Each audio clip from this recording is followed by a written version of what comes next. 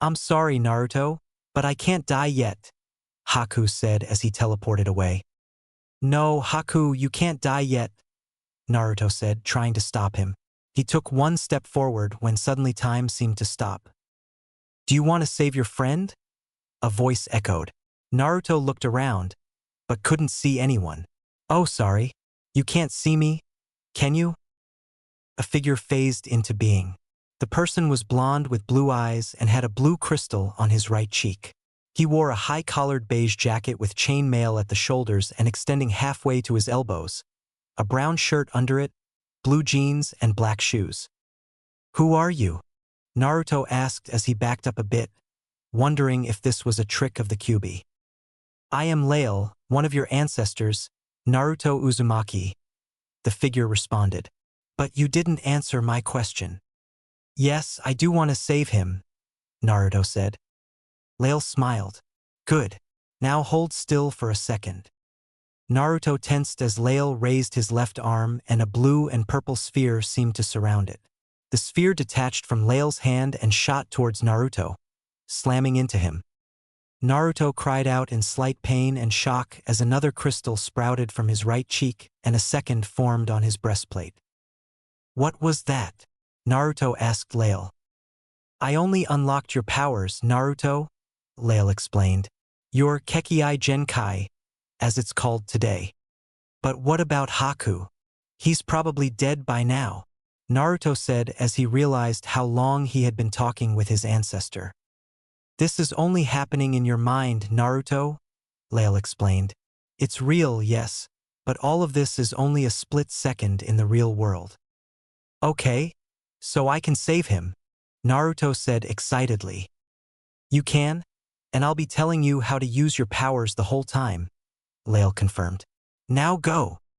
Lael faded as time restarted. Naruto summoned the same sphere Lael did and moved, determined to save his friend. 00000. Kakashi charged Zabuza, his lightning blade chirping. Suddenly, a figure appeared in front of him as he tried to stab Zabuza. The kid, Kakashi thought as his eyes widened. Damn, I can't stop in time. Suddenly a sphere of energy encased Kakashi, and he shot back a few feet. What the hell? Thought everyone who saw the strange event.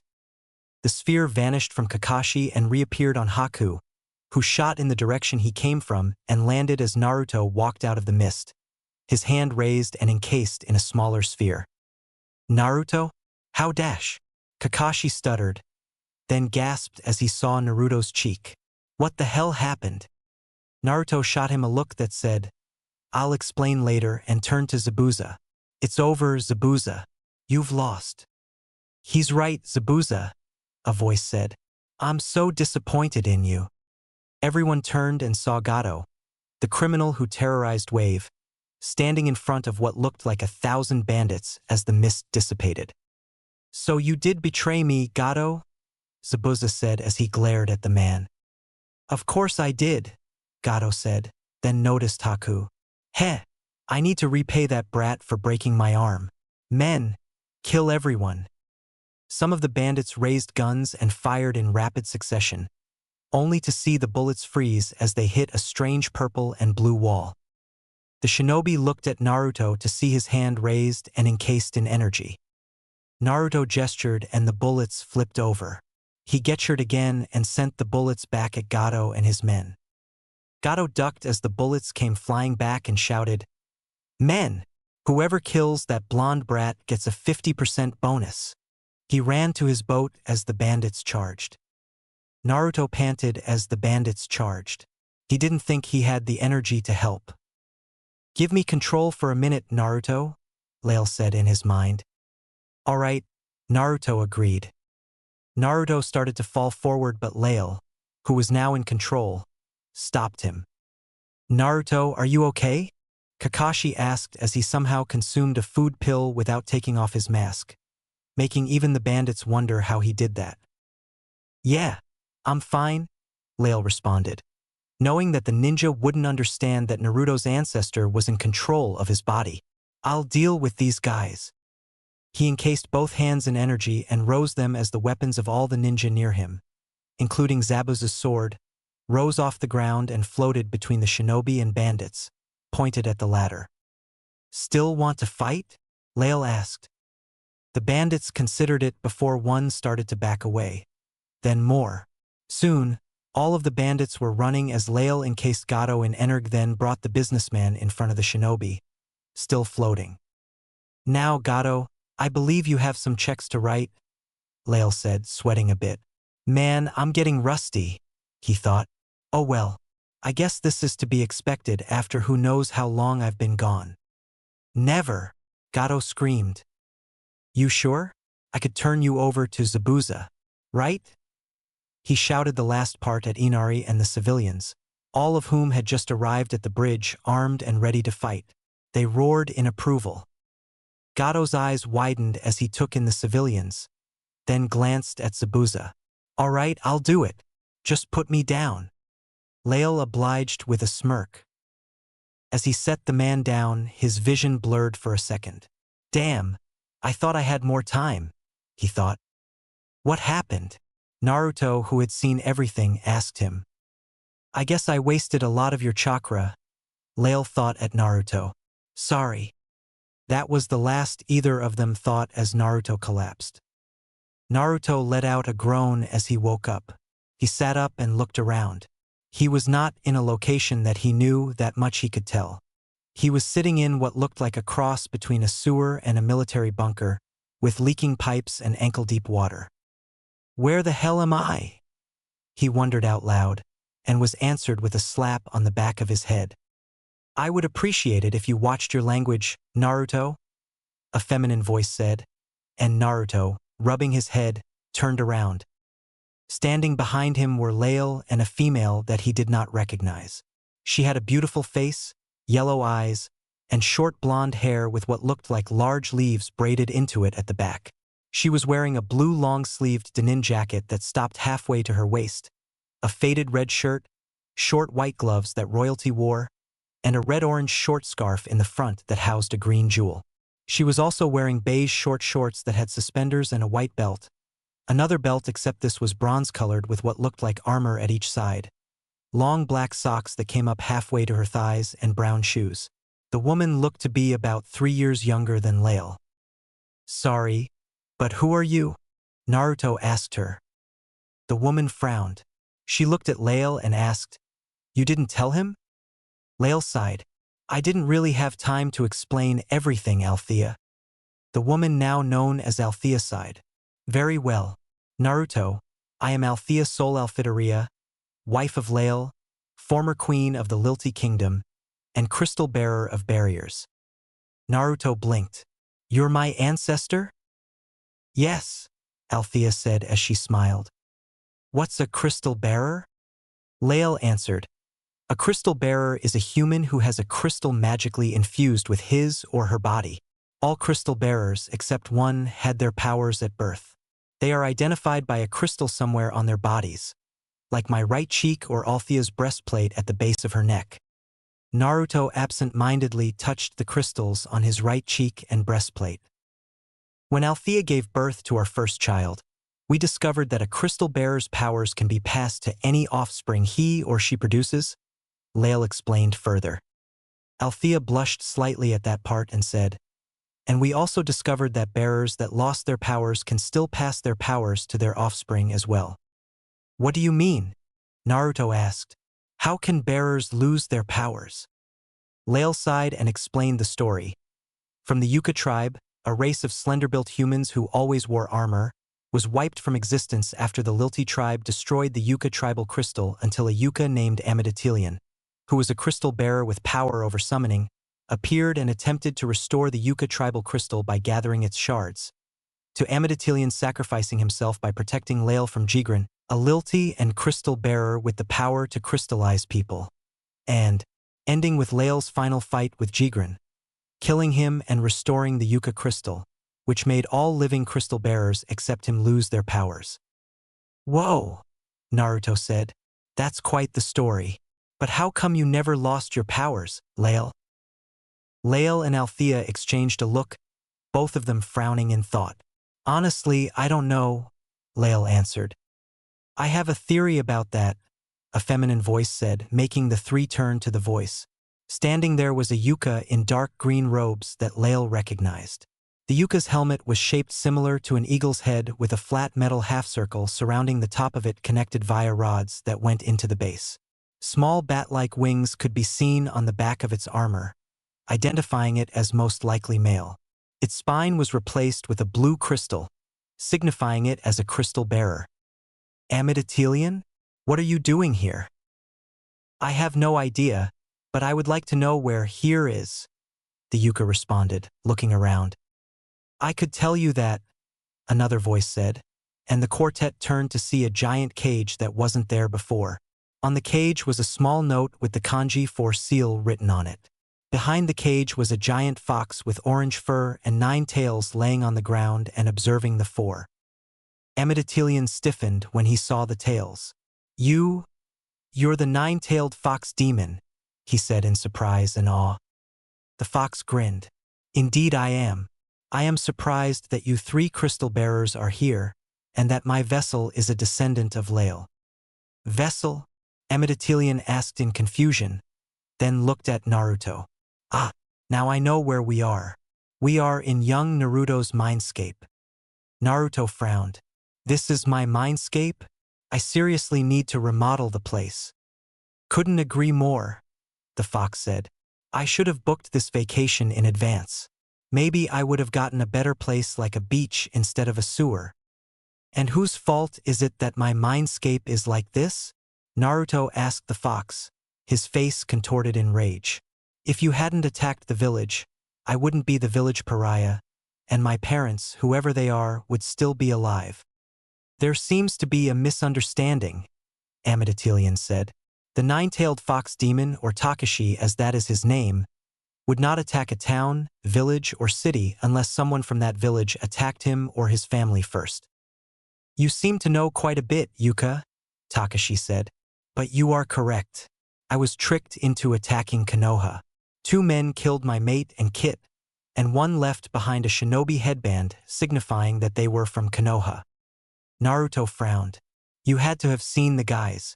Did you get a good look at them? Only 1, but the other had a strange right hand. The one I got a good look at had pale skin, snake-like eyes, and long black hair. What was so strange about the other man's hand? Lael asked. It looked like it was made of crystal, but it couldn't have been a crystal bearer. The last one before Naruto died 30 years ago. Maybe not, Lael said, frowning. Could Jigren have been resurrected again? If not, then who was it? He never had any kids. Takashi shook his head. The last crystal bearer's crystal was her left middle finger. This other one wasn't even the same gender. Anyway, Naruto said, what was that theory you mentioned, Amiditelion? Amiditelion looked lost then said, oh, right, I believe that Lael retained his powers because they were still needed for some crisis in the future. If that's true, then you were right, Lael said. A few years after the Yuka crystal was restored, Jigren was resurrected somehow and attempted to destroy the Lilty crystal again, but I killed him. Perhaps the reason you kept your powers, Lael, is the same reason why Amiditelion is here, Althea said, thinking. But a crystal bearer's powers can't be transferred, if that's what you're thinking, Lael said. He frowned, considering his words. He thought about when he woke Naruto's powers. Wait, can they? In theory, it should be possible if you are thinking that I can transfer my powers to Naruto, Amiditelion said. But I am not sure it is practical. He considered the situation. But I will try. He turned to Naruto and raised his hands to his torso, facing each other. A purple disk of energy formed between his hands, then floated to Naruto. The disk entered the blonde genin, who doubled over in pain. Naruto yelled out as a smooth yellow crystal formed along the spine on his back. As soon as the pain had begun, it ended. He rose unsteadily. That hurt, he said. I didn't think it would be that bad. I apologize for any discomfort you felt, Amiditelion said, bowing slightly. It's all right, Naruto said. Then the scene started to fade. Wait, what's going on? You're just waking up, don't worry, Lael said as he faded. Naruto woke up with a start. He yawned as he went over what he learned in his mindscape and mentally asked, "Hey guys!" "Yeah?" "Yes." Lael and Amitatilian respectively responded. "What is it, Naruto?" Althea asked in concern. "Just checking to see if that wasn't a dream," Naruto explained. He took in his clothes and was surprised to see himself in his night clothes. "I guess someone changed me while I was out." Just then his head started hurting like hell. Just as he thought that, Inari opened the door to check on him. When he saw that Naruto was awake, he started jumping and shouting in joy.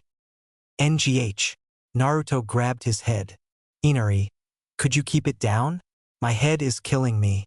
Also, could you put a cup of tea out while I wash up?" Inari immediately quieted and said, "Sorry, Naruto." "Sure. I'll put some tea on the table." He left the room and went to set out the tea. Naruto got up and headed to the bathroom to wash up. He splashed his face with water and looked at himself in the mirror. Sure enough, he still had the crystal on his right cheek. He took off his shirt and saw that the crystal on his breastplate was still there, too. He moved so that he could see his back and saw his third crystal was there as well. Sighing, he cut off his connection with Lael and the others so he could take a quick shower, after which he put on some new clothes and re-established the connection. "You should get some new clothes," Lael suggested. "A shinobi shouldn't wear an orange jumpsuit." "Yeah, I think I should," Naruto agreed as he headed downstairs. "But most clothing stores in Konoha won't sell anything else. There is one, but I swore I'd never go there unless absolutely necessary. I guess this qualifies though. I just need to make sure that my custom order is durable." He stopped the conversation as he entered the kitchen, surprising everyone in it. He noticed that Zabuza and Haku were there. "I thought you'd be out for at least a few more days, Naruto," Sakura said. "You okay?" "Yeah, I'm fine," Naruto said as he sat down in an empty chair at the table, which had the cup of tea Nari put out on it. Naruto grabbed the cup and drank some tea before saying, "I've always had a lot of stamina, so I recover quicker than most people." "How long have I been out though?" "Only 2 days," Kakashi replied with his nose in his book. "Hey, Dobe, what is that on your cheek?" Sasuke asked as he looked at it. "It looks like a crystal." "That's because it is a crystal team," Naruto explained. "It's part of my Kekkei Genkai." The shinobi were shocked at this. "I didn't know you had a Kekkei Genkai," Sakura said. "Honestly, I didn't either until I woke it up. Apparently, my ancestors put a few genjutsu on the genetics of it so that if someone was the last of the bloodline and they had no training for its abilities went and activated it, they would be forced to sleep so that they would get an explanation and the location of the clan scrolls." Naruto lied expertly.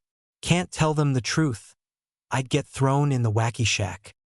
Sasuke grunted. "Pretty clever. What is your bloodline?" "This," Naruto said as he gave them a demonstration of his gravity powers by making the teacup float. "Pure gravity manipulation. That's not much of a bloodline if that's all you can do." "I'm not done," Naruto explained as he took out a kunai and threw it at the cup, which he cloaked in a barrier at the last second.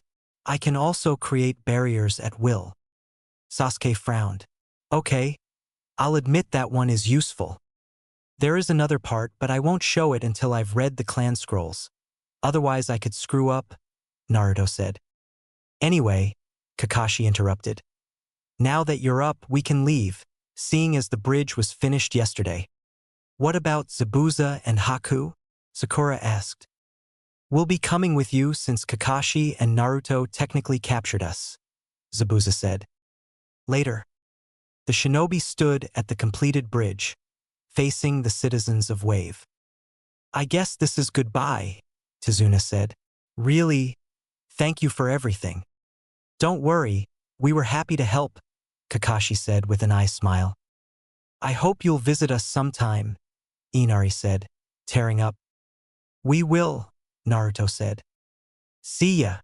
With that, the shinobi started leaving. The citizens waved at them before someone spoke. "That kid," Tazuna said, drawing their attention. It's thanks to Naruto that we pulled through. He inspired Inari, who in turn inspired everyone else. Hey, now that the bridge is done, what are we gonna name it? A villager asked. How about the Great Naruto Bridge? Tazuna asked, which was met with approval by many. Then it's settled. Are you sure you want to name the bridge Fish Cake? Asked one of the villagers who didn't cheer. No, his name means maelstrom, Inari corrected him. On the entire trip back, not much happened except Naruto testing and getting used to using his gravity powers. Okay, quit showing off, Dobe, Sasuke said when he saw Naruto using his powers to fly. I'm just getting used to using my bloodline, Naruto responded. I don't want to cause any problems on a mission if I can't use it correctly. Sasuke grumbled, but didn't argue after that. Sakura just looked at Naruto with a slightly envious look. What's wrong, Sakura? Naruto asked when he saw the look. Nothing, Sakura said as she looked away. Didn't look like nothing to me, Naruto said, frowning. I guess I just feel like I'm useless, Sakura said after a minute of silence. I mean, you have this gravity bloodline. Sasuke has the Sharingan, and I don't have anything to help. It's not easy having a bloodline, Sakura, Naruto said. I have to be careful using mine. Otherwise, I could end up hurting people I don't want to see hurt. Still, Sakura said sadly. Look, if you're worried about not being able to contribute to the team, maybe you should read up on medical jutsu, Naruto suggested. He then flipped so that he landed in front of the two Chunin guarding the gates of Konoha, surprising them. Kakashi and the others landed not a second later. Kakashi, you're slipping, one of the Chunin teased. A genin beat you to the gates. I wasn't really trying, Ao, Kakashi said, not looking up from his book. Anyway, we need to sign our prisoners in. Whatever, Ao responded. After they signed Zabuza and Haku in, they headed to the Hokage Tower. Nothing much happened apart from the villagers glaring at Naruto. Haku glared back at them while Zabuza wanted to unleash a bit of ki at them. Naruto, why do they glare at you like that? Zabuza asked, getting the three genins' attention. Sorry, Zabuza, but I'm not allowed to talk about it, Naruto replied, which made Zabuza curious, but the former mist Nin dropped it. When they got to the Hokage's office, Zabuza and Haku left their weapons with the secretary. The group entered the Hokage's office to find the third nearly in tears from the amount of paperwork on his desk. Still the same monotony, huh, old man? Naruto greeted the Hokage, which earned him a bonk on the head from Sakura. Naruto, show Lord Hokage some respect, she chastised him. The Hokage chuckled and said, It's all right, Sakura. Naruto and I have a deeper bond than leader and subordinate. But I am surprised to see Zabuza Momochi here.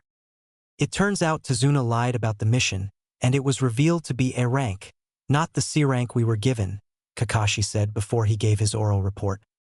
I see, Hiruzen said, leaning back. Why are you here, Zabuza? I would like to join the village, Lord Hokage. Very well, but you and Haku will have to be evaluated by Ibiki, then serve a month-long probation if you pass said evaluation. He called an ANBU, who escorted the two to the Menshioed interrogator. Naruto, what happened to your cheek? It looks crystallized, Hiruzen asked. Please don't tell me you activated your bloodline. My bloodline was activated, Naruto said, making the Hokage sigh. What's wrong? The Hokage responded, I really hoped your bloodline didn't activate until you were at least 16, Naruto. The council will be angry about this, but there is nothing they can do about it, since the laws are on your side. He looked at Sasuke and Sakura and addressed them. You two leave. I want as few people as possible to know about this. The two dismissed genin wanted to argue, but decided against it. The wizened Hokage activated the security seals in the office and then opened a drawer in his desk.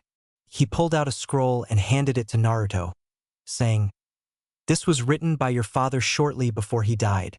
He wanted me to give it to you either when you activated your bloodline or when you turned 16, whichever came first. Naruto took the scroll and opened it. Naruto, I am truly sorry I will not be able to see you grow up. I can't say much as the nine-tailed fox demon is approaching. I know the civilians will have a hard time accepting you, but remember, you are not the fox, you are a human being, and on top of that a descendant of the legendary crystal bearer Lael. It may be hard to believe, but it's the truth.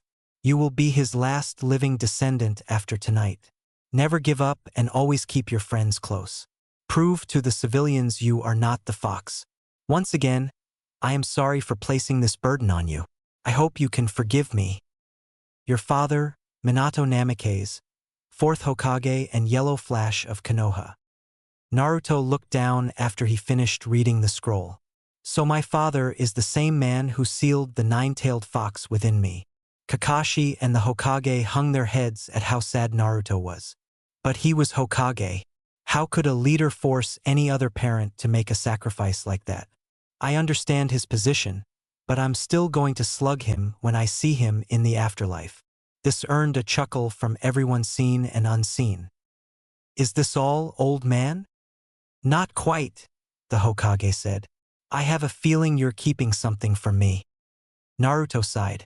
It's just, I don't know how to explain it. He frowned.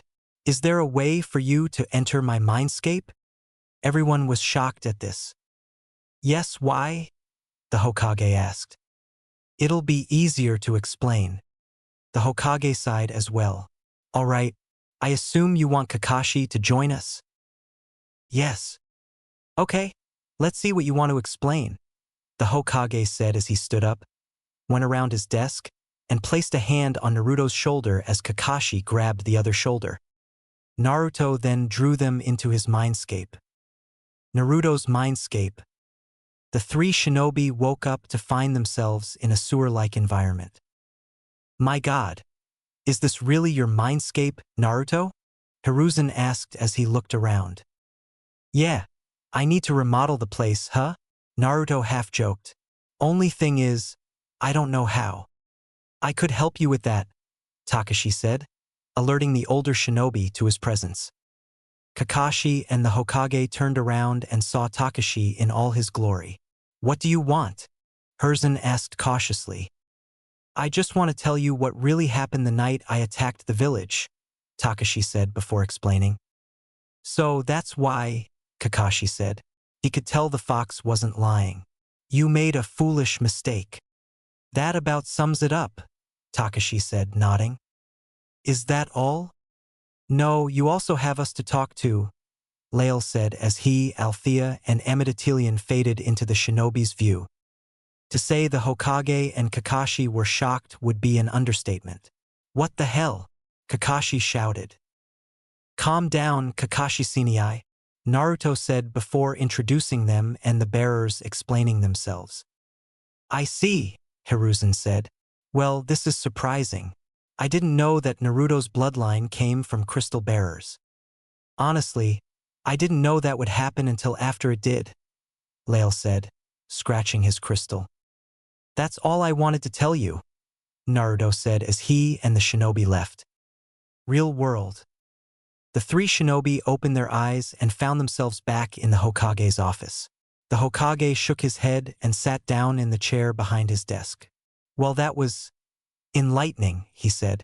Naruto, I would prefer it if you do not tell anyone about what we've talked about unless you absolutely trust him or her. Understand? Yes, Naruto replied. One thing. When can I move into my house?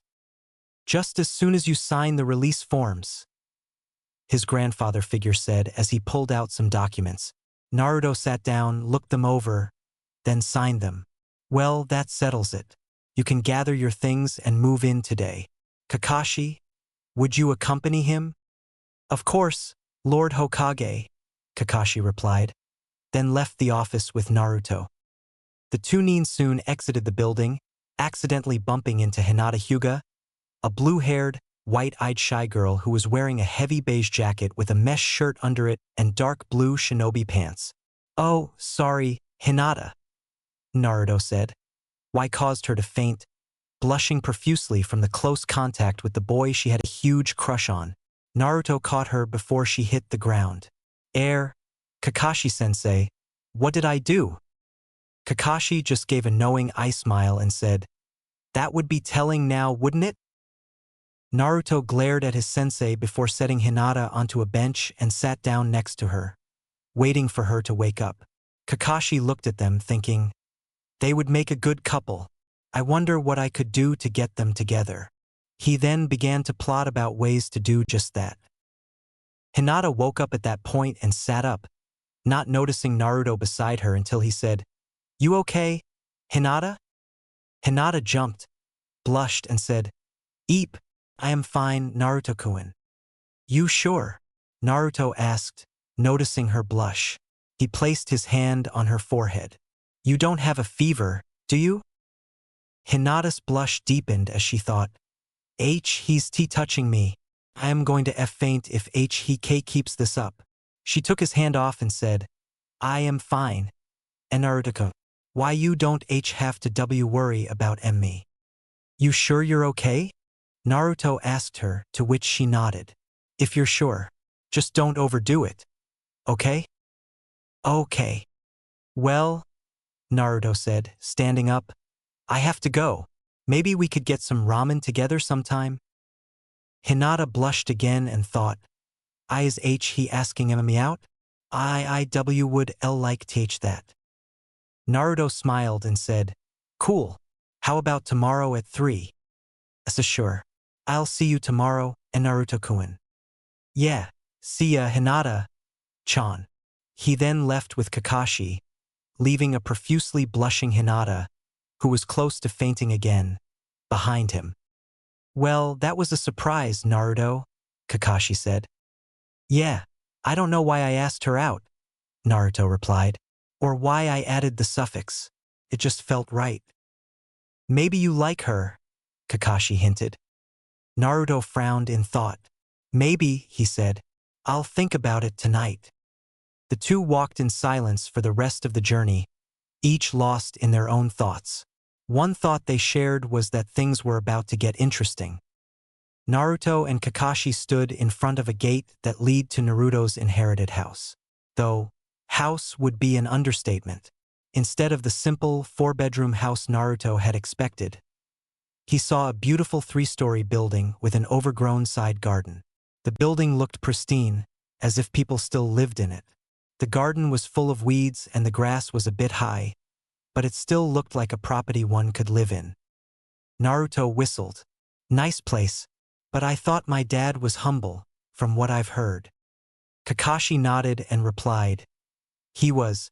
Your mother was the one who designed the house. Unfortunately, your father had no say in how it looked apart from the training grounds in the backyard, a meditation room, and a larger library than what Kushina wanted. Everything else was Kushina's idea. So, basically, my dad was whipped, Naruto said with a chuckle. Kakashi chuckled as well. I guess you could say that. He reached inside his pocket and pulled out 2 identical keys. Here, he said, handing them to Naruto. These are the keys to the estate. Thanks, sensei, Naruto said, accepting both. But why do you have them? Your father gave them to me to hold on to until you were the legal owner of your inheritance. Anyways, I have to be going. Wait, you're not going to stick around? No, Kakashi said. I have things to do. Oh, there won't be any training or missions tomorrow. I forgot to tell you earlier. That doesn't have anything to do with my plans tomorrow, does it? Naruto said, narrowing his eyes. Kakashi merely eye-smiled and said, maybe not. I just think you guys need a break. Later. At that, Kakashi vanished in a poof of smoke. Grumbling, Naruto unlocked the gate and walked in, relocking it afterwards. He did the same with the front door and examined the house thoroughly. The furniture was well kept. There wasn't even a speck of dust on anything, and the lights, water, and air conditioning worked. Naruto frowned when he discovered the last part. Did the old man turn everything back on? Meh, probably. I didn't even talk to him about that yet. He opened the fridge, but nothing was in there as he expected. I'll have to go shopping for food. Oh, well that means more ramen. No, you will eat properly from now on, Naruto, Althea chastised him. But Naruto started to protest. No arguing, young man, Althea ordered. Fine. Naruto reluctantly agreed, but then he smiled. What is it? Lael asked his descendant. It's just, listening to Althea tell me what to eat kinda made me realize what I've been missing, Naruto explained. I've been an orphan for so long, so I've never known what it's like to have a family. It feels good. Everyone smiled at Naruto's admission, though no one could see Amidatelian's smile. After Naruto did his inventory check, he headed for the library to get a better look at it. When he realized how big it actually was, his jaw dropped. The library took a fourth of the space there was on the first floor. Scrolls detailing jutsu, seals, chakra control exercises, taijutsu, and books of history lined its walls. The jutsu were organized according to their elements, then further organized by rank. Medical jutsu were after the elemental jutsu, followed by non-elemental jutsu. The section for taijutsu styles was organized in the same way, as was the section for seals. The history books were categorized by order of events, then legends, and finally the clan's history. Finally, to the right of the entrance, were scrolls detailing the clan's Kekkei Genkai techniques and the taijutsu styles that involve said Kekkei Genkai. Whoa! Naruto shouted, looking at the scrolls. That's a big library. Kakashi-sensei wasn't kidding. There's gotta be at least 2,000 scrolls and books here total. That is the best estimate, Lael said, seeing everything through Naruto's eyes. It's gonna take years to learn all these, let alone master them.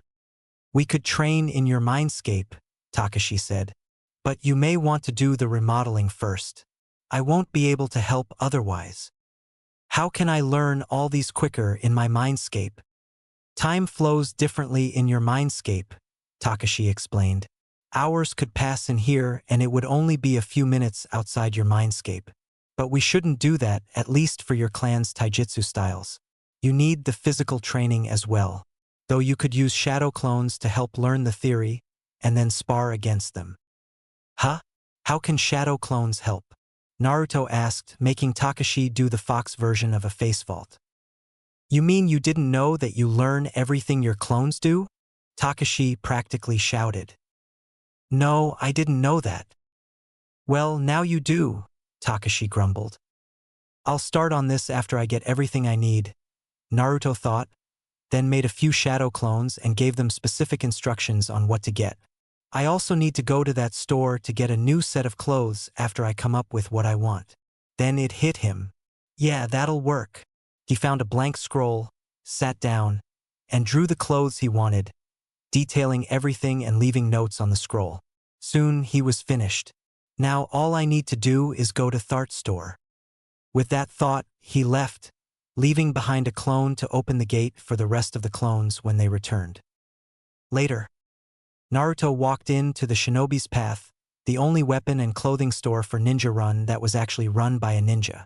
The owners and employees never hated Naruto for his burden, and instead followed Minato's last wish, thinking of him as a hero.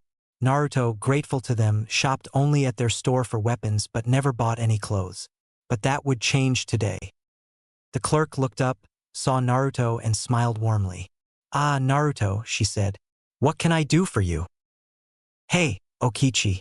I need 8 sets of a special order done, Naruto said as he handed her the scroll. The clerk opened the scroll and looked over it, her eyebrows raised. After going through it, she nodded. Okay, the first should be done in a few hours, she said, handing it to another employee, who ran into the back room. If you want, you could wait here. I guess, Naruto said. While he waited, Naruto looked at the various clothes and weapons. About 10 minutes until the first set was expected to be done. The bell rang as another person entered the store. Naruto looked to see who it was, and felt his heart hit his ribcage when he saw it was Hinata. Hinata, what are you doing here? Hinata jumped slightly and, blushing, turned around to see Naruto. Well, I am restocking my Kekkei and shuriken. But what are you doing here? And Naruto-kun. I'm waiting on a special order to be done, which is now finished ahead of schedule, Okichi said as she handed Naruto the set of clothes, making the genin jump. The changing room is over there, she said as she pointed to the rooms. Thanks, Naruto said. How much do I owe you? You'll have to wait for when the other 7 sets are done, Okichi said with a teasing smirk as she ruffled his hair. Naruto frowned for a second, then headed to the dressing rooms to change, grumbling at Okichi's actions. She can be so annoying.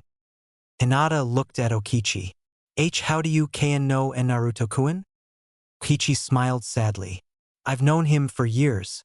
My father and I found him hiding in the park during winter when he was 4. My father was furious when Naruto said the orphanage kicked him out. She shuddered at the memory. We took him to Hokage-sama, who unfortunately wasn't able to convince the civilian council to let father adopt him. Instead, Naruto's been living in an apartment provided by Hokage-sama. She gained a sad look. He's been though a lot, all for something he had no control over. Her eyes widened at her slip and she immediately closed her mouth. Is something wrong? Hinata asked. I'm not allowed to talk about it, Okichi said. Please don't press the issue. She then changed the subject. So, I've heard a few rumors about you and Naruto, Hinata. Hinata blushed badly. Don't know what you mean. Don't deny it, Hinata. I can tell you have it bad for him, Okichi said, giggling. Hinata pressed her fingers together. Is it that obvious? She whispered.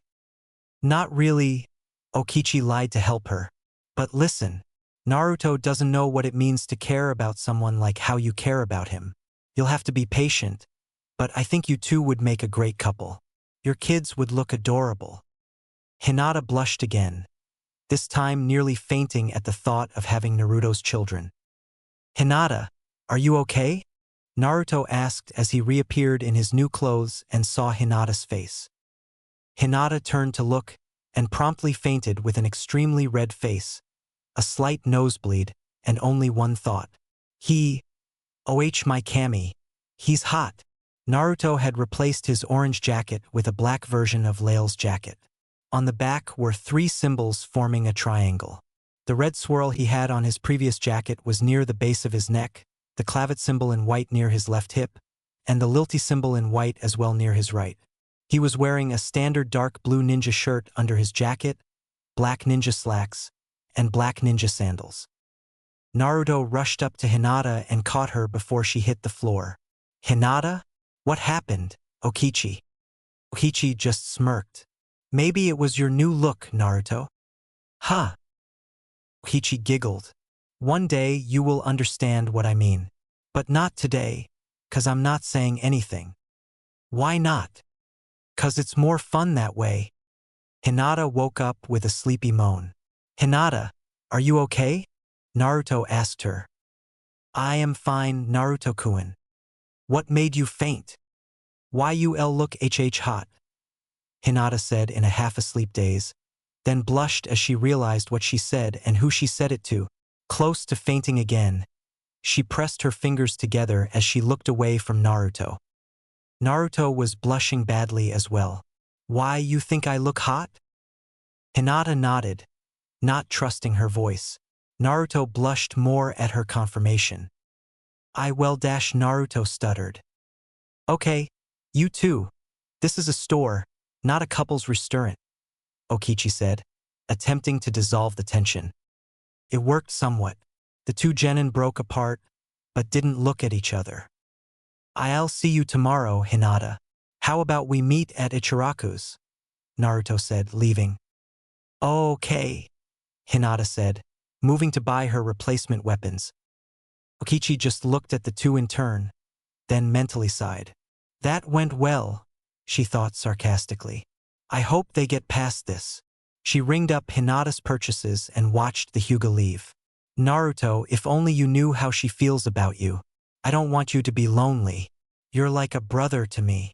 She then realized what Naruto had said before he left. Wait, they're going on a date tomorrow? She smirked. Well, maybe I could do something to help them, and so she began to plot.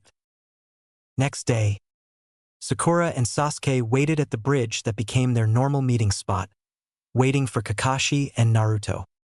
Naruto's never this late, Sakura said, looking around. It's been 2 hours since the assigned meeting time, but only Kakashi-sensei is this late. You're right, Sasuke said, but he probably lost track of time reading his clan scrolls. Maybe, but even then, he shouldn't be this late. Who wouldn't be this late? A voice said, and the two genin turned to see the blonde in question. Their jaws dropped as they took in his clothes. Naruto, is that you? Sakura asked, shocked to see her teammate's wardrobe change. Yeah, Naruto said, walking by. Wait, where are you going? Sasuke demanded. Kakashi-sensei's gonna be here any second. You called? Kakashi joked as he appeared. You're late, Sakura yelled at him, making everyone wince at how loud she was. I know, Kakashi said, rolling his visible eye, which annoyed Sakura. Anyway, I forgot to mention yesterday that you have today off. Sakura and Sasuke face-vaulted. You forgot, they yelled at him. Yeah, I did. Sorry. Sakura grumbled at her sensei as Sasuke said, well, that was a waste of time. See ya. He started to leave. Sakura turned to Sasuke and said, Sasuke-kun, maybe we could dash. No, Sakura. Sasuke turned her down before she finished. Oh, Sakura said, her eyes downcast. Oh, Sakura, Naruto said, getting her attention. Here. He handed her some scrolls on medical jutsu he took from his library. Sakura raised her eyebrows when she saw their contents. Medical jutsu? Where did you get these? That is a secret, Naruto said. But don't worry, I didn't steal them. You better not have, Sakura threatened. Naruto looked at the sun's position and yelped. Crap, I'm gonna be late. He ran off. See you later, he called back. Sakura blinked and turned to Kakashi. What was that about? Kakashi smiled and said, You didn't hear it from me, and I don't want you spreading this around, but he's got a date with Hinata today. What? Sakura yelled in shock. Hinata? When did he ask her out? Not telling, Kakashi said before disappearing in a poof of smoke. Sakura stood in thought for a few seconds, then ran off, determined to see what would happen on the date. With Hinata, Hinata stood in front of Ichiraku's in a lavender blouse, blue shorts, and her shinobi sandals, waiting for Naruto. And maybe he won't see come. And maybe I scared him off why yesterday. She heard someone call her name and turned to see the blonde in question.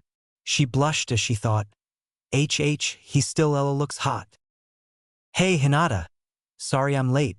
I had an errand to run, and I didn't think it would take as long as it did. I'm really sorry, Naruto said, apologizing. It's okay, Hinata said.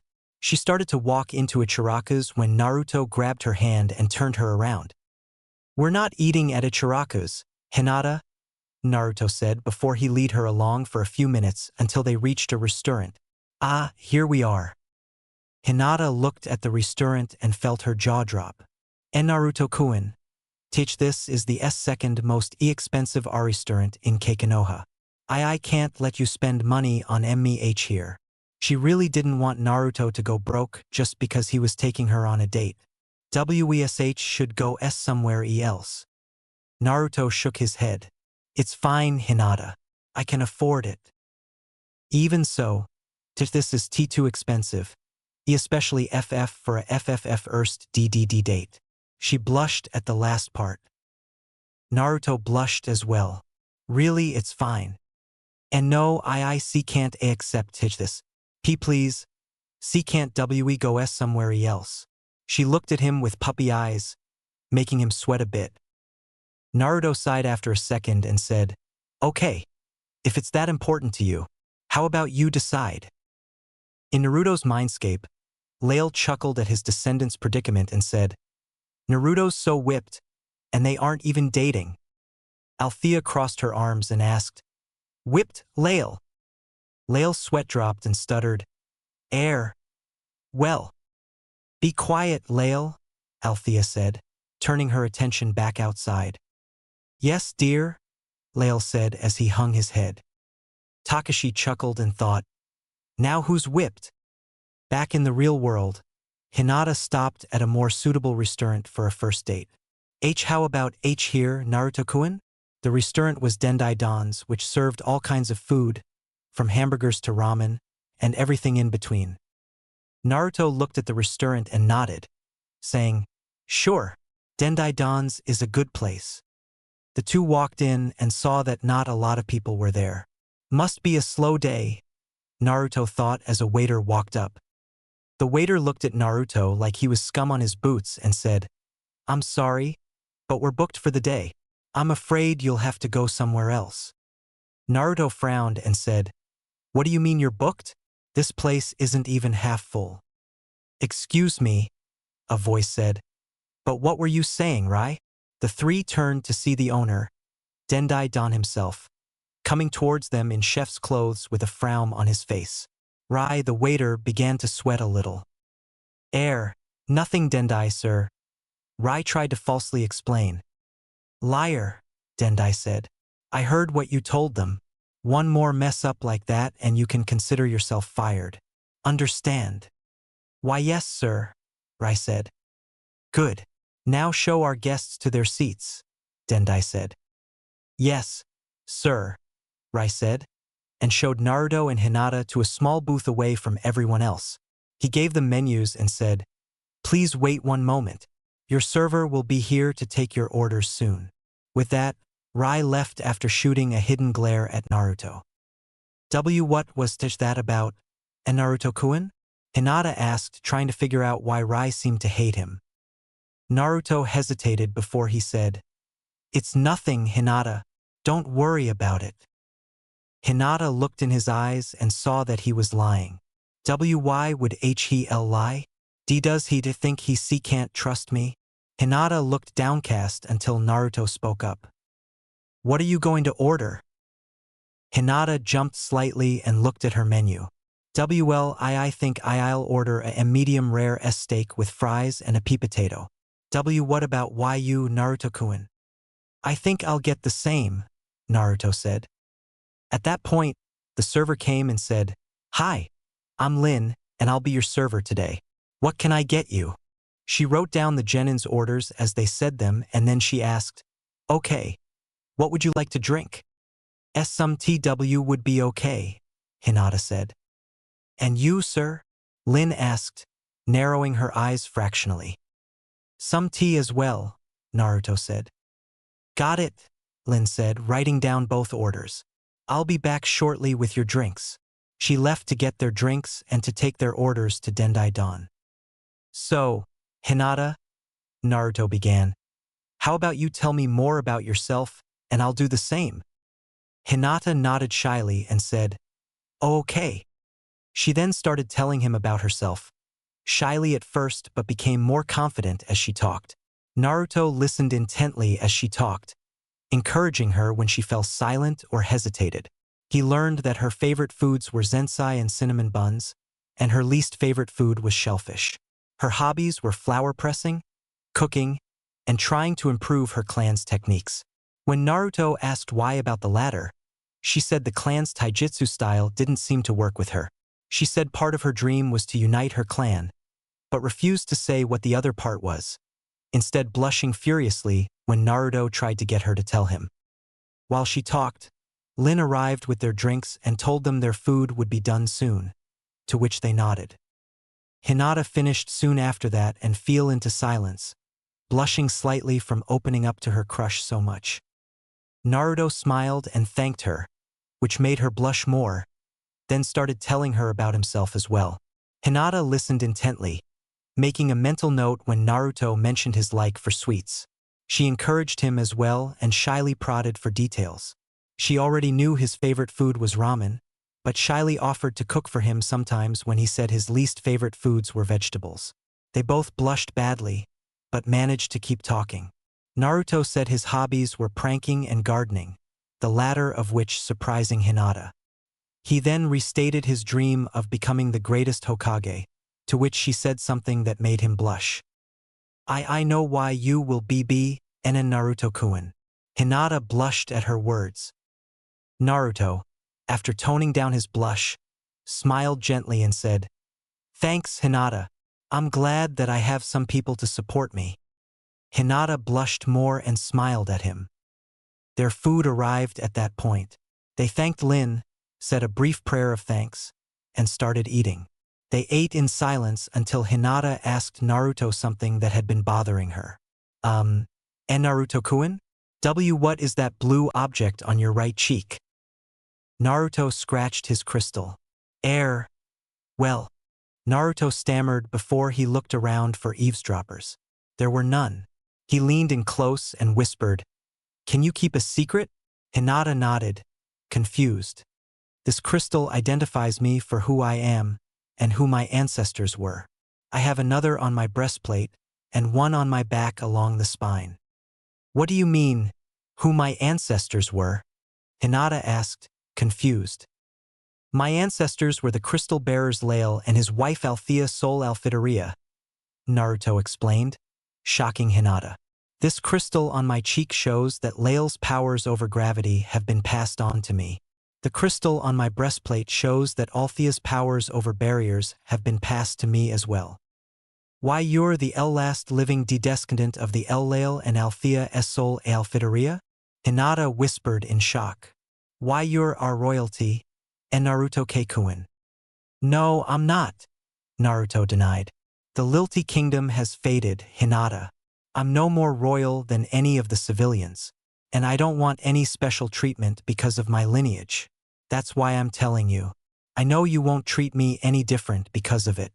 Please, Hinata, don't tell anyone." I won't, and Naruto-kun," Hinata promised. "But be by definition why you are our royalty. You can ask Lord Hokage if why you're not as sure." "I guess I can ask him," Naruto said.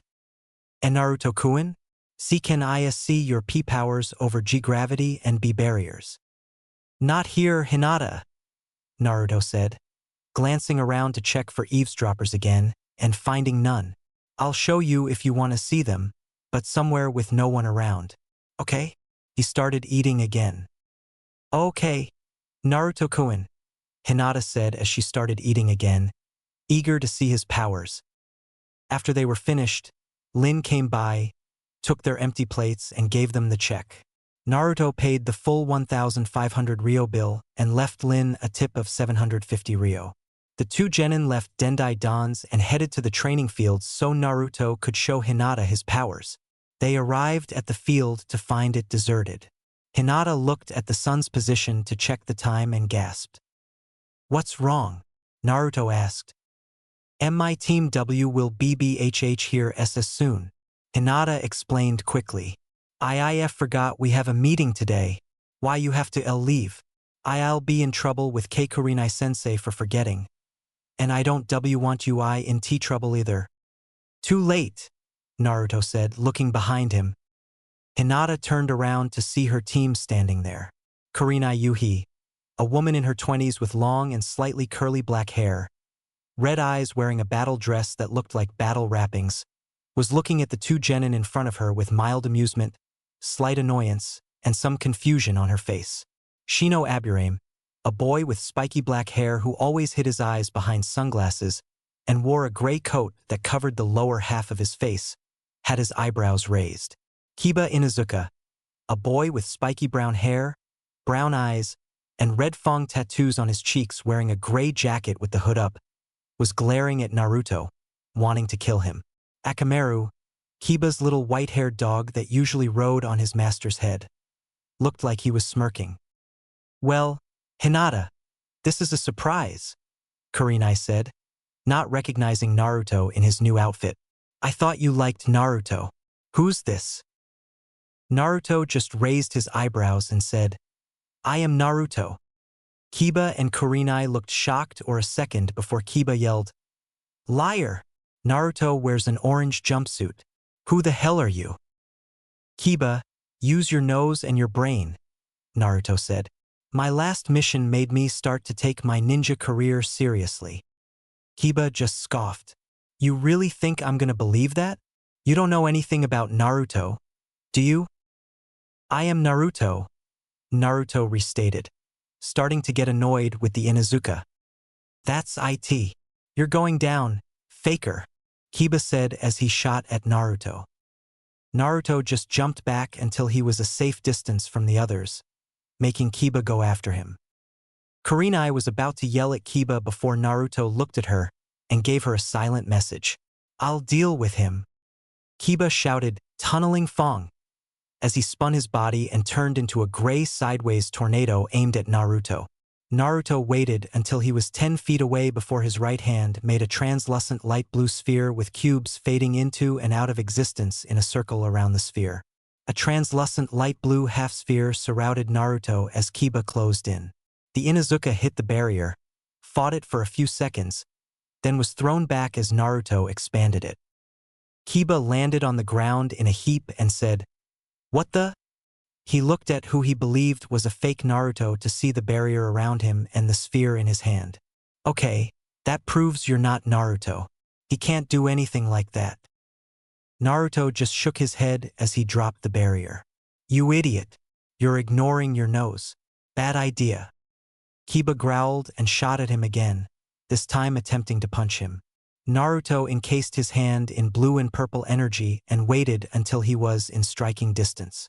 Kiba, however, was cautious and dodged the punch and landed a punch of his own, sending Naruto flying back a few feet. But that was what Naruto wanted, as Kiba was surrounded by the same energy surrounding Naruto's hand. "Wa dash," Kiba managed to say before he was yanked towards Naruto, who spun in midair.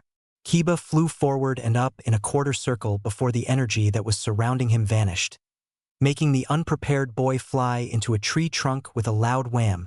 The Inuzuka slid down the tree and landed on the ground in a heap as Team 8 ran over to check on him. Kurenai checked her student and said, "Well, he's got a few bruises, but that's it. Thank you for not doing anything worse, Naruto." "Well, I didn't want to do anything else, but I want to know why he didn't believe me," Naruto responded. "That is most likely because he is very protective of Hinata." "Naruto," Shino said, adjusting his sunglasses. "He thinks of her as a sister, as do I, and neither of us want her to be taken advantage of. He threw out common sense when he did not recognize you." "Well, that's just stupid," Naruto said. "Then again, I can't talk, since I hardly used common sense before." "Ugh," Kiba groaned as he woke up. He opened his eyes and saw Naruto. "Why you dash?" He moved to attack Naruto but was stopped by Hinata. "Don't you hurt Naruto-kun," she said as she used a gentle fist strike to disable him. Her eyes widened when she realized what she did, as did everyone else's. She gasped and her hands flew to her mouth in shock. "Oh, ow, wow," Kiba groaned, holding his stomach. Hinata. What are you doing?" "Kiba, calm down. Naruto is not an imposter," Kurenai said. "Huh? He's not." Kiba sniffed and recognized Naruto's scent. "You're right. Wait, that means dash. Oh crap. I'm sorry, Naruto," Kiba said, feeling guilty. "Just don't do it again, Kiba," Naruto said. "Naruto-kun, see, could I talk to you for a second? Privately?" Hinata asked while blushing, shocking her team. "Sure," Naruto said, and led her far enough away so her team couldn't hear them, but could see them. "What is it?" "WLIIW wanted to ask you if why you're free to teach this FF Friday," Hinata said, blushing profusely. "IID don't have a team meeting, and W wanted to know if why you wow would Lee like Toto Jigo you outage then?" I'll have to check with Kakashi-sensei. But yeah, I'd like to go out again," Naruto said, blushing as well. Hinata nearly fainted in joy. She had just gone on a date with Naruto, and here he was saying he would like to go out again. Her head swam, and she nearly collapsed, if not for Naruto catching her. "Whoa, you okay, Hinata?" Naruto asked in concern, his eyes peering into hers. "Whoa, her eyes are just… wow, why didn't I notice that before?" His eyes, they're so deep, Hinata thought as her heart hammered against her chest. "Why yes, I think so," she said as she straightened up. Naruto wasn't too sure, but trusted her judgment and let go. "Okay, but if you feel dizzy you should sit down, okay?" "Okay." Naruto hesitated, then said, "I'll see if I'm free on Friday, and let you know." Sure," Hinata said, moving to rejoin her team. Hinata?" Naruto asked shyly, and the Hyuga turned around. He hesitated, and then gently and shyly grabbed her chin. "And Naruto-kun?" Hinata asked, shocked, before her lips shyly met his. Her eyes widened as she blushed a deep crimson before she closed them, feeling that her heart was about to burst. Naruto pulled away, blushing just as deeply as Hinata, and said, I'll see you later, Hinata-chan." He then left, making sure that the rest of Team 8 couldn't see any more of his blush than they had. Hinata just stood there in shock before slowly bringing a shaking hand to her lips, still blushing. He JJJ just Kekkei kissed me. Tears of joy started to fall from her eyes as she collapsed to her knees, hardly believing what just happened. Her heart kept hammering against her chest as she went through what happened over and over before her mind couldn't take it anymore, and she fainted with a blissful smile on her face. Her team just stood their jaws dropped.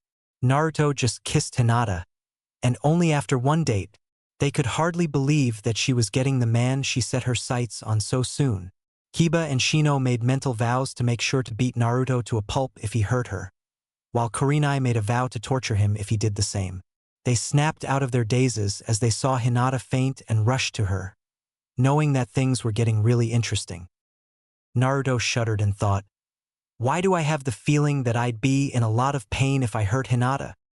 Sakura, who had watched Naruto and Hinata throughout the whole date, was thinking the same thing as Team 8, but also thinking this was a real juicy story she had. She didn't hear what Naruto said about his lineage in Dendai Dons, nor did she hear Hinata ask Naruto out on another date, but she didn't care. She had something she could tease her teammate about for a long time. Sakura chuckled at the thought of Naruto's reaction when he finds out she knows about his first real kiss. Naruto was walking down the street, thinking. He didn't know why he kissed Hinata. He just did. Maybe it had something to do with the fact that she asked him out on another date, or something like that. Yeah, that had to be it. An ANBU dropped in front of him and said, Naruto Uzumaki, the council has requested your presence. Naruto snapped out of his daze and said, when? Immediately.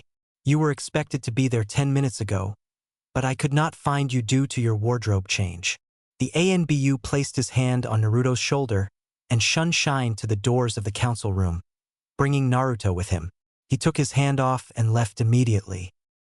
Naruto knocked on the doors and entered after he was told to. He saw that all the clan heads were there as well as the civilian council, the latter of which glaring at him. Hiruzen smiled briefly at Naruto, who nodded. May I ask why I have been summoned? Naruto asked. Don't give us that, a civilian councilman barked at him. You were supposed to be here 10 minutes ago. Sorry for the delay. The ANBU sent to find me was expecting to see me wearing an orange jumpsuit. Kind of hard to find someone when they don't wear what they usually do. In any case, you're here now, Hiruzen said. Now what is the matter about? Hamura, an elder on the council, stood up and said, We have received word from Naruto's teammate, Sasuke Uchiha, that Naruto apparently has a bloodline. We would like to see proof of such claims. Naruto sighed and pulled out a kunai. He tossed it into the air and grabbed it with his gravity powers, making it float in midair. Is that enough proof? Kotaru, another elder, said, That could be a trick. I say dash. No, it is not. Hayashi Hyuga, Hinata's father and head of the Hyuga clan, said, his Byakugan active. This is indeed a bloodline, a very ancient one, in fact. What do you know about it, Hayashi-sama? Danzo, a third elder, asked curiously. This bloodline stems from before the age of shinobi, Hayashi explained.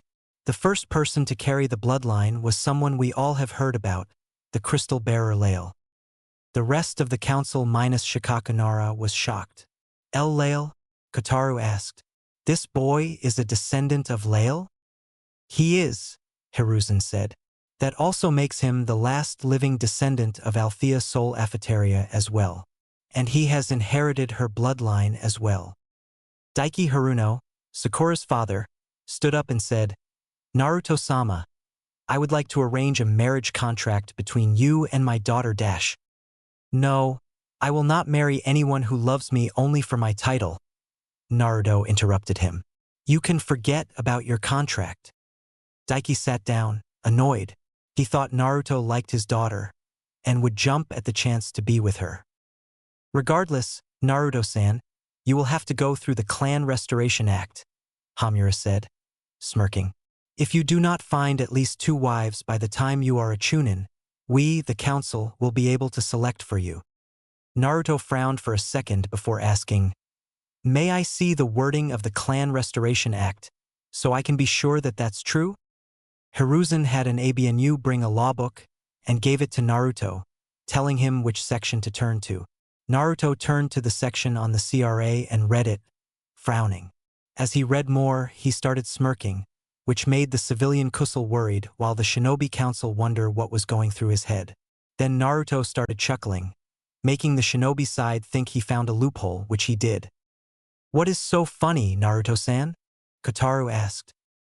You can't force me to take multiple wives, Naruto said. The CRA states that if only 3 or fewer males remain of a clan, and no females of said clan remain, they may take more than 1 wife, under the approval of the current Hokage. If they decide to take multiple wives, they may let the current Hokage decide for them, after they state how many wives they will take. Only a Hokage will be able to decide the wives in this case, with no exceptions. They may not are required. I decide for myself if I want more than 1 wife, and if I choose to have more than 1, only the Hokage may choose them if I don't want to choose them. You, the council, can't force me to do anything. He handed the lawbook back to Hiruzen, who checked to see if Naruto was right. Hiruzen chuckled and said, Naruto is indeed correct.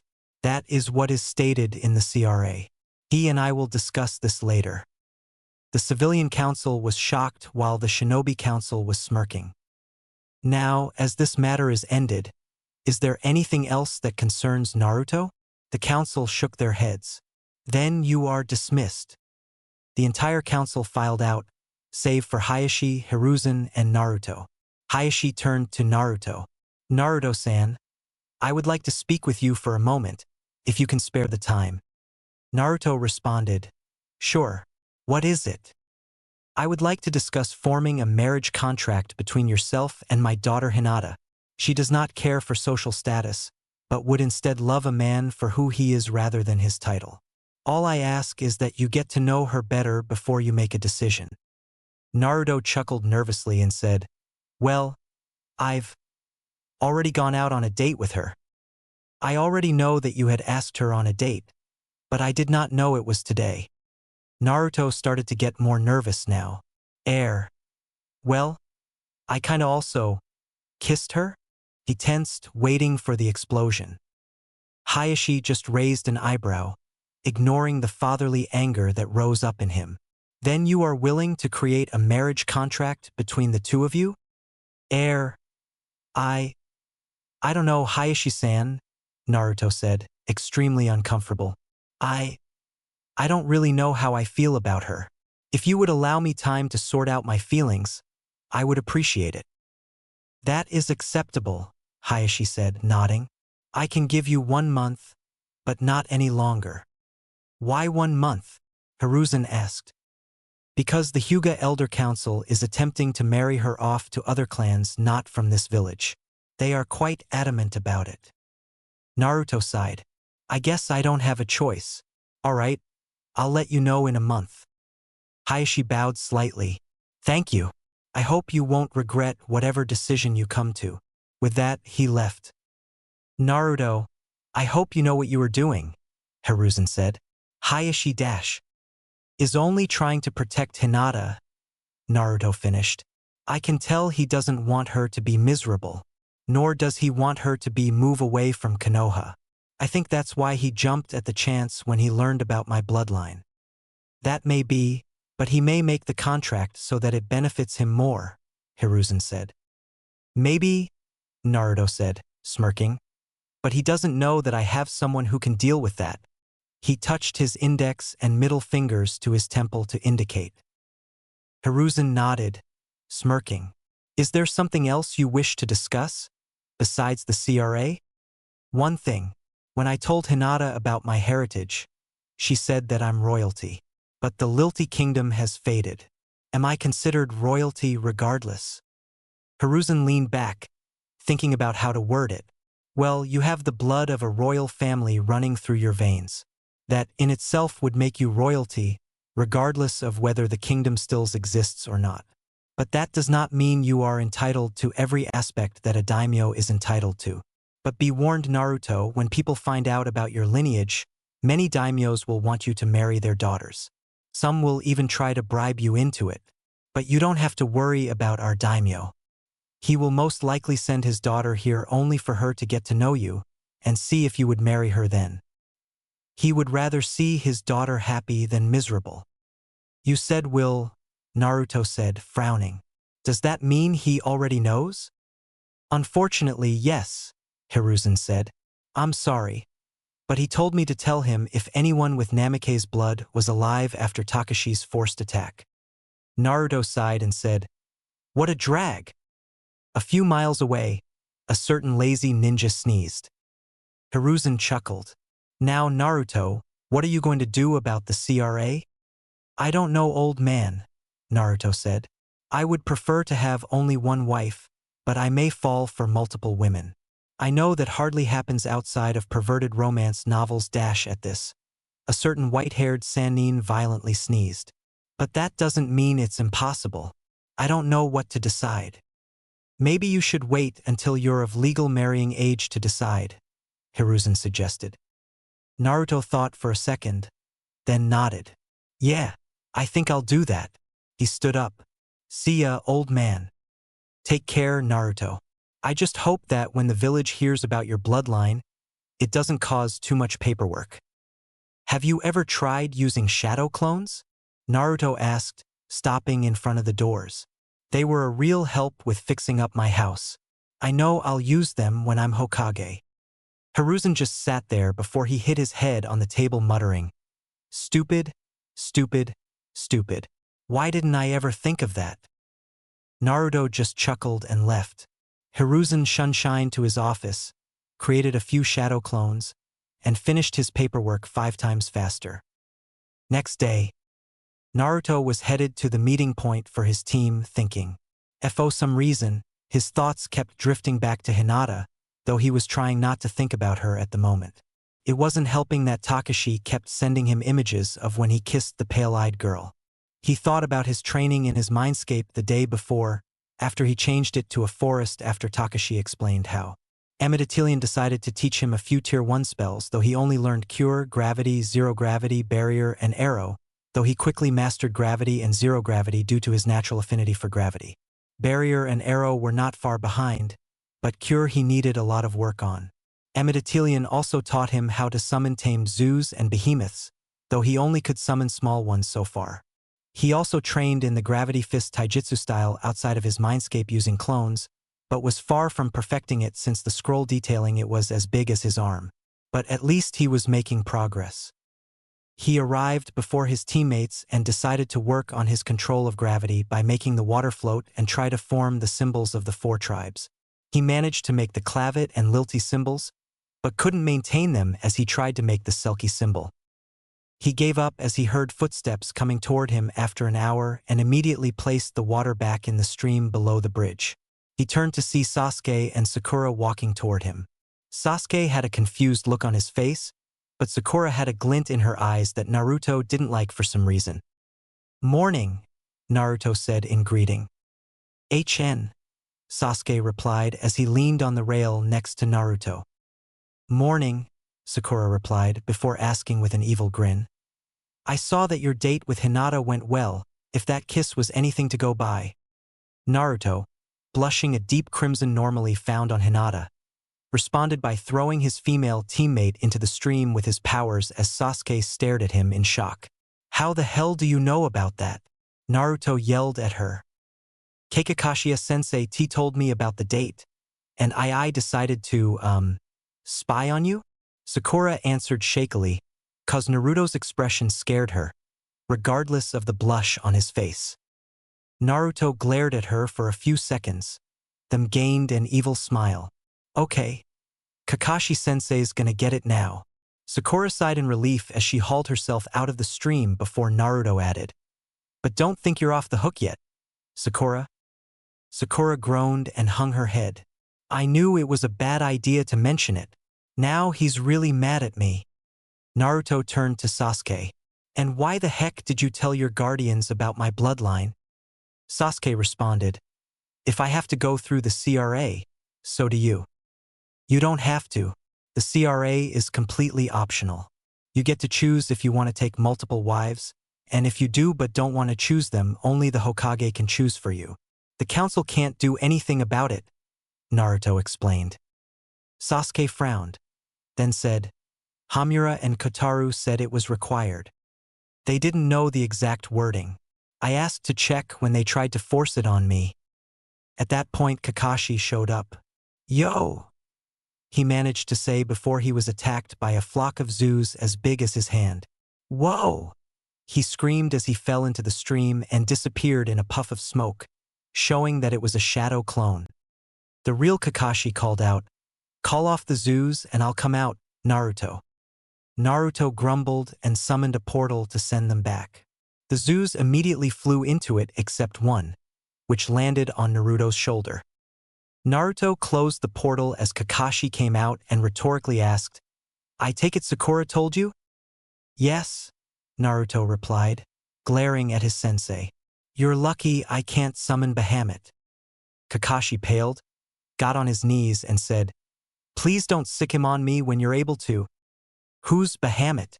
And what is that strange bird?" Sakura asked, looking at the zoo warily, as if it would attack her. "Bahamut is a dragon summon that has existed since the time of the 4 tribes," Naruto said as he stroked its neck. "And this little creature is a zoo. That's spelled Zu. He's a miasma monster that has been tamed for use by people." "A monster from miasma?" Sakura asked, eyes wide. "How?" "Spots with miasma streams are in the single digits, and none of them spawn zoos or anything too dangerous. Zoos can live away from miasma, as can some subspecies of behemoths, which can also be tamed." "How do you know that?" Sasuke asked. "I found a few books with information on monsters." "Anyway," Kakashi said, getting the Genin's attention, "I'm gonna be training you harder this month. On our last mission we got lucky, but next time we may not be. So prepare to go through hell." His eyes glinted malevolently, making his students wonder what was in store for them. It had been 2 weeks since Kakashi started training his genin to the ground. They learned a lot but were sore after every training session. Naruto had even collapsed during the first one when he dispelled 60 of his 70 clones at the same time after they learned the 3 wind jutsus Kakashi set them to learn, which caused the remaining 10 to dispel in the middle of chakra control exercises. Kakashi then ordered him to use only 10 clones to train, since he didn't want his student to kill himself from memory overload. Sasuke had increased his repertoire of fire jutsu and even learned a few lightning jutsu, as well as improving his chakra control and capacity. Sakura had the worst time, as she was physically the weakest of the team. Her stamina and chakra capacity improved quickly, to the point where she could walk up and down the trees in the training grounds 3 times without resting compared to Naruto's new 8 times and Sasuke's 5 times. She also learned a few water and earth jutsu, as well as working on the medical jutsu scrolls Naruto had lent her. After every session, The team was too exhausted to do anything else besides go home and rest, then do 3 missions the next day to make their mission quota. Fortunately for Naruto and Hinata, Kakashi had given his team a day off on Friday. The two had discussed the kiss they shared and agreed to wait to see where their relationship would go, and decided to go around town and spend time together. Apart from one incident with a drunk villager at Ichiraku's, the date went well, but Naruto was still unsure about how he felt, while Hinata fell even more in love with him. Naruto asked her out again for Wednesday, as they both were free that day.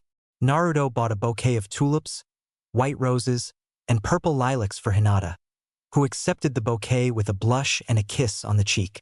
She knew what the flowers symbolized, and hoped the boy in front of her was falling for her. They walked around town and talked to each other, each wanting to know more about the other.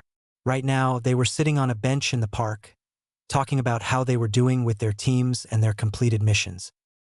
Geez, I never knew Kakashi-sensei could be such a slave driver, Naruto complained after finishing his explanation of his team's new training schedule. Hinata giggled. He probably doesn't want anything bad happening again. Like your C rank T turned A rank M mission. Naruto frowned, then smiled. Yeah, you're probably right. Actually, completely right. So, how's your training been going?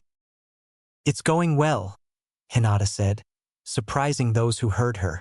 She wasn't stuttering as much as before, after all. Kurenai-sensei is teaching us Genjutsu and has instructed us to learn whatever jutsu we want to learn on our own time. What are you trying to learn? Wait, let me guess. Medical jutsu, right? Naruto asked. Why yes, but it has been difficult to try to learn.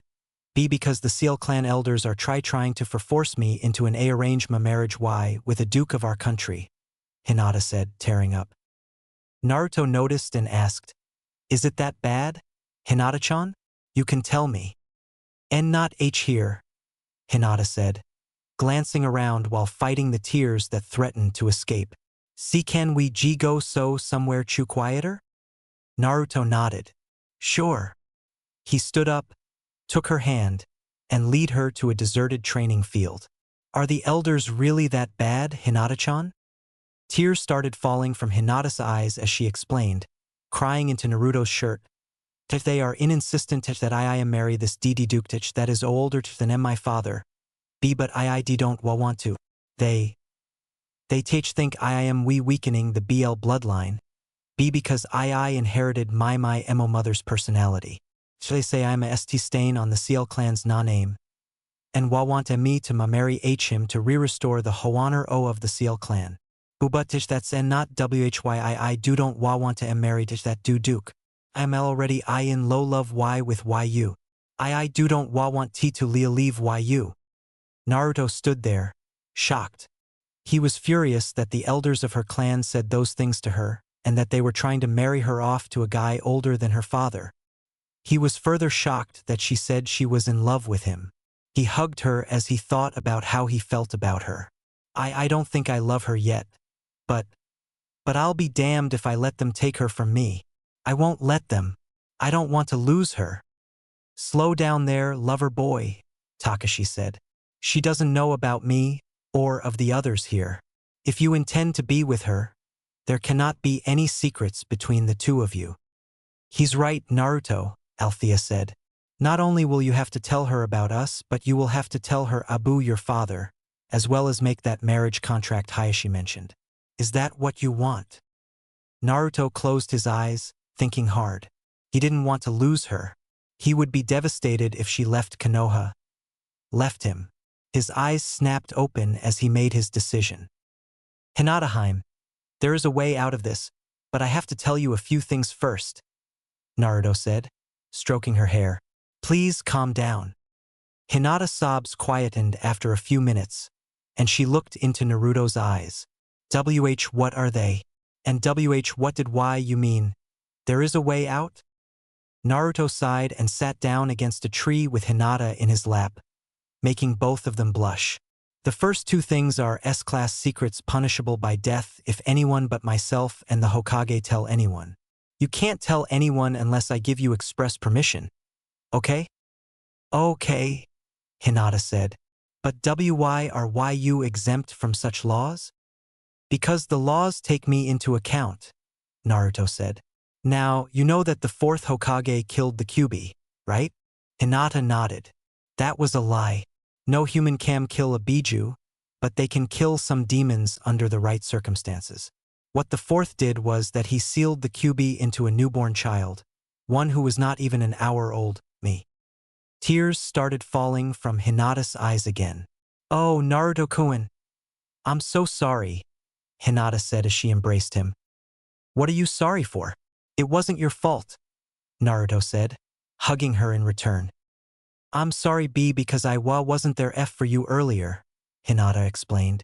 I don't care that you have a BBju sealed in you. Why you are still in Naruto, and I love you st still. Naruto's heart hammered against his chest as he thought, so she still loves me? Even though I have a demon in my gut. Called it, Takashi said. I knew she was good for you. So did the rest of us, Lael said, rolling his eyes. Not now, you two. Althea chastised her husband and Takashi. Let Naruto think. She then pushed away all view from the outside world from the four in her descendant's mind. And think Naruto did. He didn't want to lose her even more now. Just the thought alone hurt him. He tightened his grip on the girl in his lap a bit as he whispered, "Thank you, Hinataheim," in her ear a few times, not noticing the change in suffix. And Naruto-kun? What was the other S-class law you wanted to tell me? Hinata asked after a while. The other one, Naruto said, his eyes sad. The other one is about who my father is. What do you mean? Haven't you ever wondered why I look like the fourth? Doesn't it seem strange that he picked a random orphan to seal the Kyuubi into? Hinata frowned in confusion as she looked at Naruto's face. To tell the truth, she did wonder who his father was occasionally, and it did seem strange that the fourth used an orphan to seal Kyuubi into. She studied her would-be love's face for a few seconds, then gasped softly, making Naruto smile. Why you mean? Yes, Hinataheim. My father is the same man who sealed the Kyuubi into me, Naruto said. Why did he? How could he force any other parent to do something he wasn't willing to do himself? I don't blame him, nor do I blame Kyuubi, or rather Takashi either. Hinata looked at Naruto, confused that he called the Kyuubi Takashi. She asked him why he did that. That brings us to the last two things I have to tell you, Naruto said, then brought her forehead to his, pulling her into his mindscape. Naruto's mindscape. Naruto and Hinata landed in a forest clearing. Hinata looked around and asked, And Naruto-kun, where are we? This is my mindscape, Hinataheim. We're in my mind, Naruto explained, drawing a gasp from the girl. Why your mindscape? Hinata asked. How? I drew you into my mindscape. The last two things I need to tell you would be easier to explain here, and no one will overhear us here. What are they? I believe that's our cue, a voice said behind Hinata, and the girl spun around to see Lael, Althea, and Amitatelion standing 10 feet from her. Who Hinata began. My ancestors and their friend Amitatelion, Naruto said before they explained everything to Hinata after they sat down. Hinata was silent throughout the entire explanation apart from a few gasps and questions she asked. When they were done, she said, This is amazing. I never knew that this could happen. Nor did any of us, Althea said, to which Lael and Amitatelion nodded. Wait, wouldn't the Kyuubi be here as well? Hinata asked, realizing that the giant fox was nowhere to be seen. Right here, young Hyuga, Takashi said, walking out of the woods to her left in his hybrid form. He was about 6 feet tall with red hair and slitted red eyes. He was dressed in a red t-shirt and black pants, his 9 tails waving behind him. Heineck gasped and made to get behind Naruto as Takashi said, Don't worry, I won't hurt you. I thought ninjas would know not to take rumors for granted. He sat down next to Naruto, ruffling the latter's hair. Naruto slapped Takashi's hand away. Will you stop that? Naruto asked indignantly. No, I never had a little brother, so I'm going to enjoy this, Takashi said, chuckling. Naruto grumbled. Hinata was shocked. The Kyuubi, no Takashi called Naruto his little brother. Does he really see him as a brother? She asked Naruto. Why did Takashi call you his brother? Because I see him as one, Takashi answered as Naruto opened his mouth. Naruto shot a glare at his older brother, then calmed down. But if this is who you truly are, why did you attack Konoha? Hinata asked, wanting to know. Because I was tricked, Takashi said sadly, his eyes speaking of pain. A man smelling of snakes and a crystal bearer with a red right arm attacked my mate and kit, and killed them. Humans can actually kill demons if the demon in question either has given birth in the last week or is less than a year old. I wasn't there when they attacked, but instead out hunting for them. When I returned, I saw the two men briefly before they disappeared using an Earth-style stealth technique, leaving behind a Konoha headband. I tried to save them, but it was no use. My kit, Gensher, was already dead, and Mirai died in my arms. I was so enraged, I flew Reason out the window and headed to Konoha, not realizing that the people there had nothing to do with it. I attacked, and because of my rage, innocent lives were lost. Takashi hung his head, tears forming and fists clenched. Hinata put her hand on his shoulder. I don't blame you, she said. She looked at Naruto, then back at Takashi, both of whom looking at her thankfully. Had I been in your position, I would have done the same.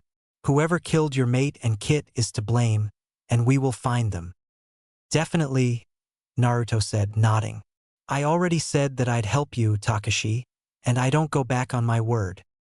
Takashi smiled and said, thank you, both of you. He then faded, obviously wanting to be by himself for a while. Naruto stood up as everything started to fade. Time to go, Hinata-heim, he said as both of them faded out. Real world. Naruto and Hinata woke up with a start.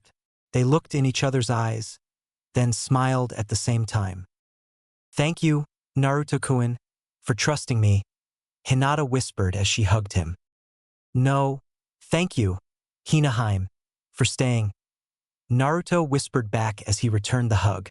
His eyes met hers again and he leaned in.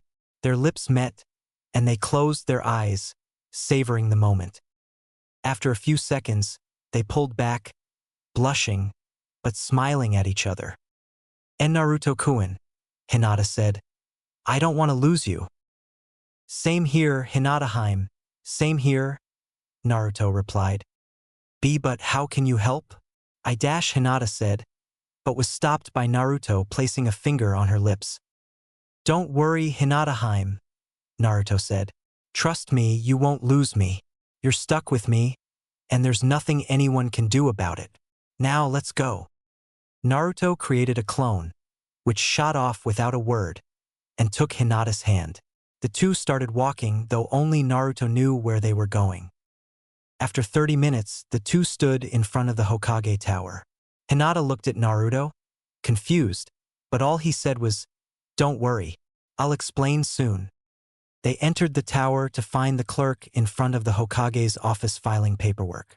She looked up when the two entered and said, I'm sorry, but Lord Hokage isn't in right now. The lie was obvious, as all of them heard the Hokage grumbling about his paperwork and the clerk herself was glaring at Naruto. Naruto raised an eyebrow. Really? Then who is in his office? I thought no one was allowed in his office when he's not around.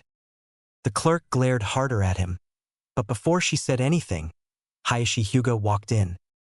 I thought I'd find you here, Naruto, Hayashi said, nodding at him, and gave Hinata a small smile, which further confused the girl.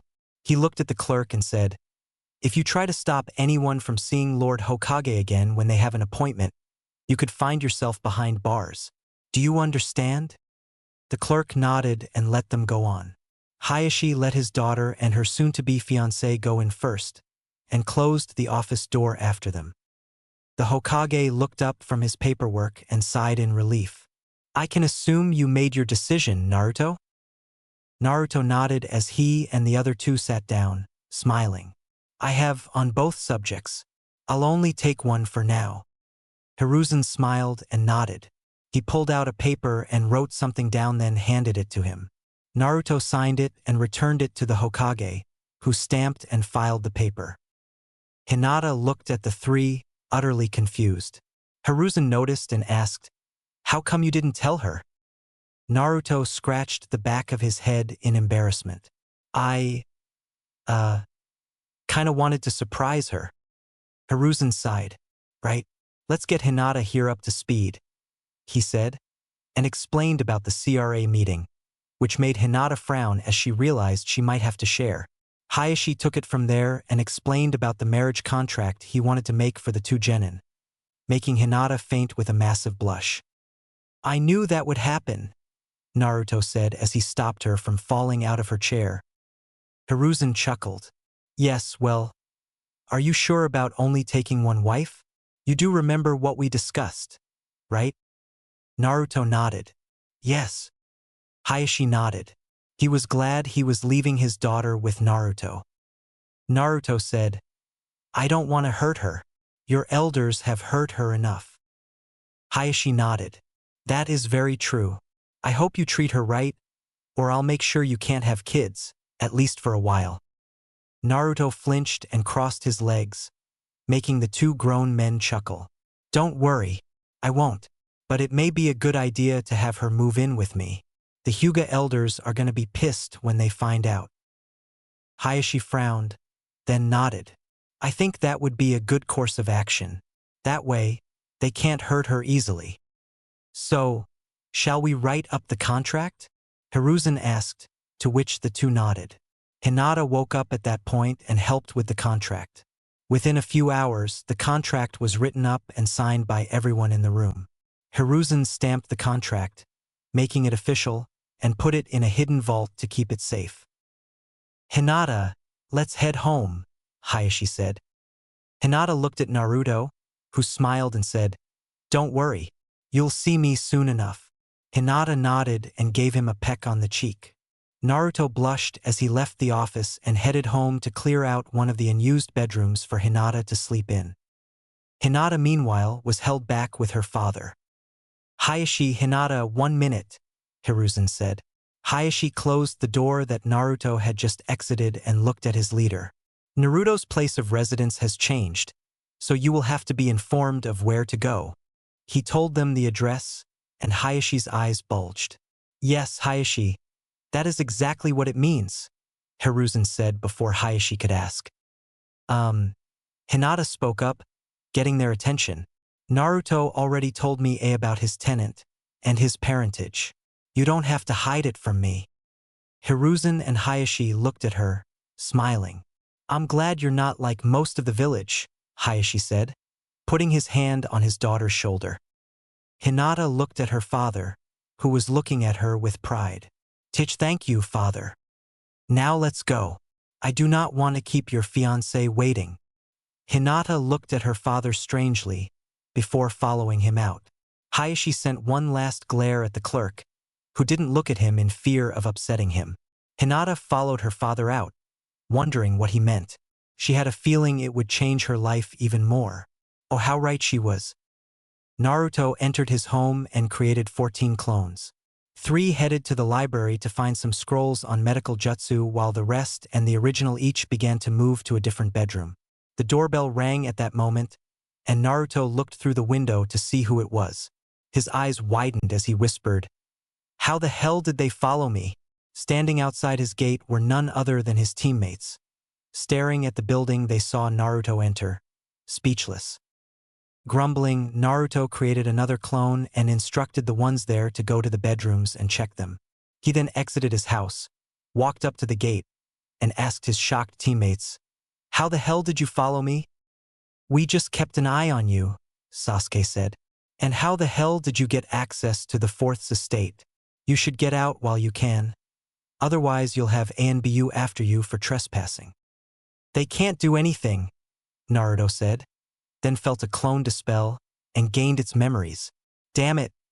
Naruto hissed. Then open the gate. Get in the house. I'll explain later. Oh, and if you break it, you pay for a replacement. Confused, Sakura and Sasuke looked at each other, then entered the yard, ran to the house, and entered it just as Hinata and Hayashi turned the corner. Hinata carried 2 suitcases, and Hayashi carried another. Naruto rubbed his temples and quoted a friend. Troublesome. A few blocks away, said friend sneezed violently and muttered the same thing. Hinata and Hayashi came up to his gates at that point, both wearing slightly confused expressions. Hayashi nodded to Naruto and said, Take care of her, Naruto. And about your guests. Naruto sighed. I really didn't want to explain things to them yet. I just hope they understand. Hayashi nodded. I understand. You don't have to tell them everything though. I wasn't planning to. Hinata asked, Could you open the gates, Naruto-kun? I want to get settled as soon as possible. Naruto nodded and opened the gates again. Hinata walked in, and Naruto created a clone to carry the suitcases she was carrying while he took the one Hayashi had. Hinata and Naruto look after each other. And don't worry, I'll keep the elders away from you, Hayashi said, then disappeared in a swirl of leaves. Naruto closed the gates again and walked with Hinata to the door. He opened it and said, Ladies first. Hinata giggled and entered to see Sakura and Sasuke looking at her, confused. Naruto entered behind her with her suitcases, which added to their confusion. What's going on, Naruto? Sasuke asked. Why are you here? Why is Hinata here? And why does she have suitcases with her? Naruto sighed and dispelled the clones in the rest of the house. I'll explain soon, but first let me find Hinata a room. He left with Hinata and the clone following him. Once out of earshot of his teammates, Hinata asked, What did you mean? Find me a room? I thought we would share one. She blushed brightly as both Naruto and his clone turned to her, blushing badly as well.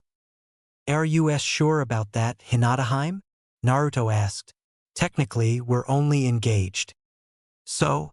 Hinata asked as she wrapped her arms around the real Naruto. I just want to sleep in the same bed. That's all. Please, Naruto-kun.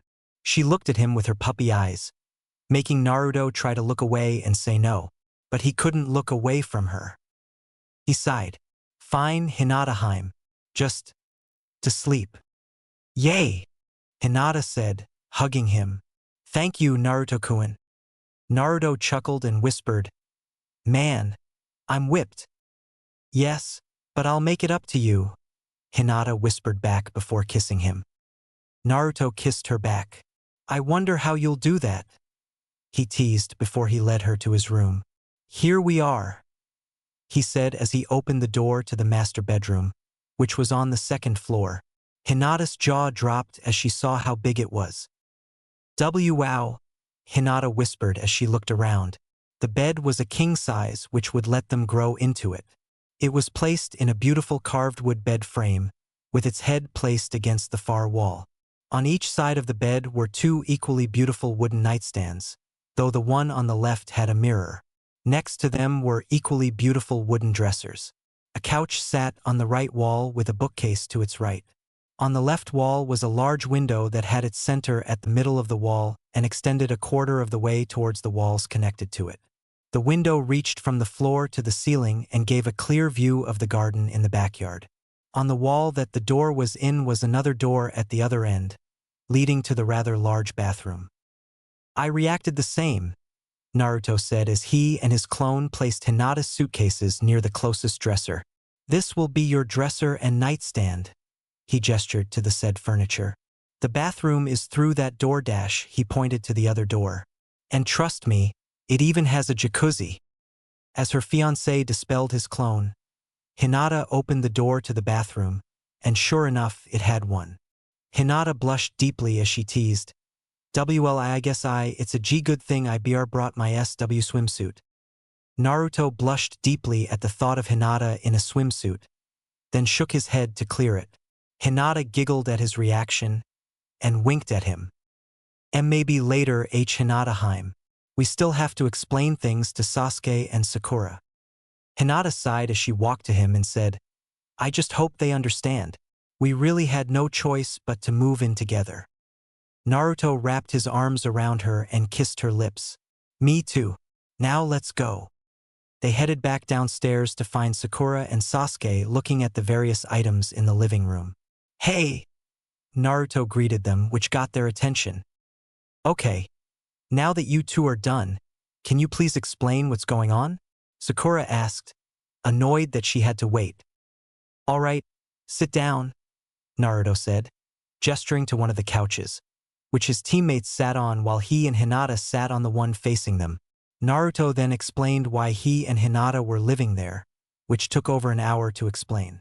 Sakura and Sasuke sat there in shock after Naruto finished, just staring at them with slightly open mouths.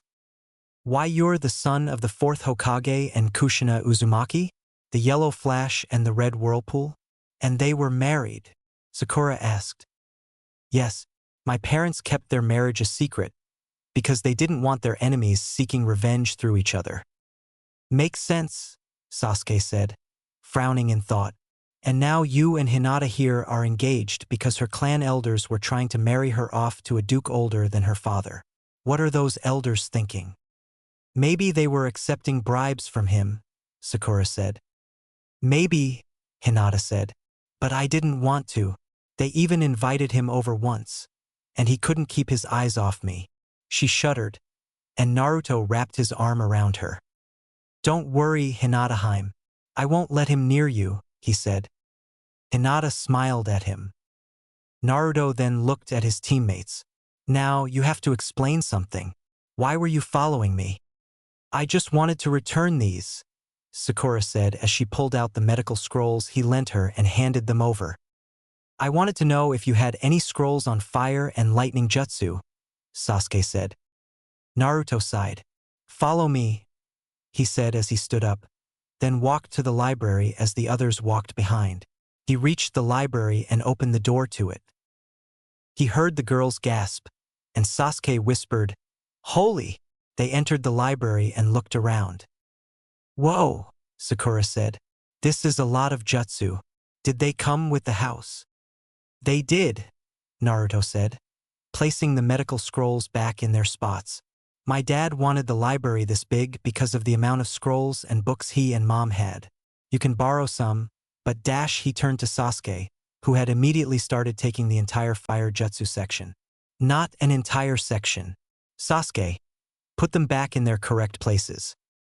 Sasuke frowned and reluctantly put most of the jutsu back in their correct spots. He tried to keep the A-rank techniques, but Naruto put them back and made him take a few D and C ranks he didn't know. Oh, come on, Naruto. At least let me Sasuke protested childishly. You don't have enough chakra, Sasuke? Naruto said as he walked over to the books. I'll let you borrow them, but you have to wait until you have enough chakra. Sasuke sighed. He didn't want to lose this treasure trove, but neither did he want to upset his friend. Sakura smiled at her teammate's argument as she looked at the books. One of them caught her eye and, curious, she pulled it out and opened it. She frowned as she read the spells, their explanations, and their theories. Naruto, what does this book mean when it says magic? She asked. Naruto walked over and looked at the book for a second, then turned away. Oh, it explains what people used before chakra was discovered. Magic and jutsu use the same energies inside us, with two major differences. First, when we use magic, the energies don't combine in the same way, and second, the energies return to us within minutes when they are completely drained. Cool, Sasuke said as he looked at the spells with Sakura. How long does it take to learn magic? Years or months, depending on the spell, unless you have an affinity for it, Naruto said. But with magicites, you don't have that limitation. You can just channel energy into the magicite and get the spell you want to cast. But those are military magicite. Economic magicite is used for lighting a room or powering vehicles. Unfortunately, all magicite are incredibly rare today, and I haven't had the chance to find out how to get to the Yuka Sky City, the capital of the Yuka world. But maybe there are some magicite here. How can you be sure the Yuka capital is still around? Sakura asked, raising her eyebrow. Naruto frowned. Good point, but I should be able to find a way to check. He bumped against a vase that stood on a pedestal. He grabbed it before it could fall, and noticed that the panel behind it seemed off. What was that about us not breaking anything? Sakura needled her friend, but Naruto ignored her as he put the vase on a table, then pulled the panel that was behind it off. Sakura frowned. Naruto. Look. Everyone moved to see what Naruto was looking at. They saw a complicated seal on a panel. It's a blood seal. How can you tell? Sasuke asked, frowning. There are books on seals here. This one is for family use. Naruto bit his thumb and smeared the blood on the seal. The bookcase to everyone's left moved forward, then away from them. A staircase was behind it going down. I'll go first. No one argued since it was his home. They went down the staircase, though they stopped as the bookcase concealing it slid back into place. Oh no! How are we getting out? Sakura fretted, before the area around the staircase lit up. Naruto looked to the source and gasped. The others followed his gaze and gasped as well. In a light socket was not a light bulb, as they expected, but an orange sphere lighting the staircase. Is that an economic magicite? Naruto said. He looked down the staircase, excited. Come on! He started down again, this time using his gravity powers to slide down the rail. Wait up! Sasuke said, before doing the same with his chakra. The girls just shared a look, each clearly thinking, boys. Sakura shrugged before following the boys' lead, while Hinata merely sighed and did the same. The four slid down the rail quickly, and Naruto entered a room at high speed. He flipped, then used his gravity powers to stop his momentum and land safely, then did the same for his friends as they entered.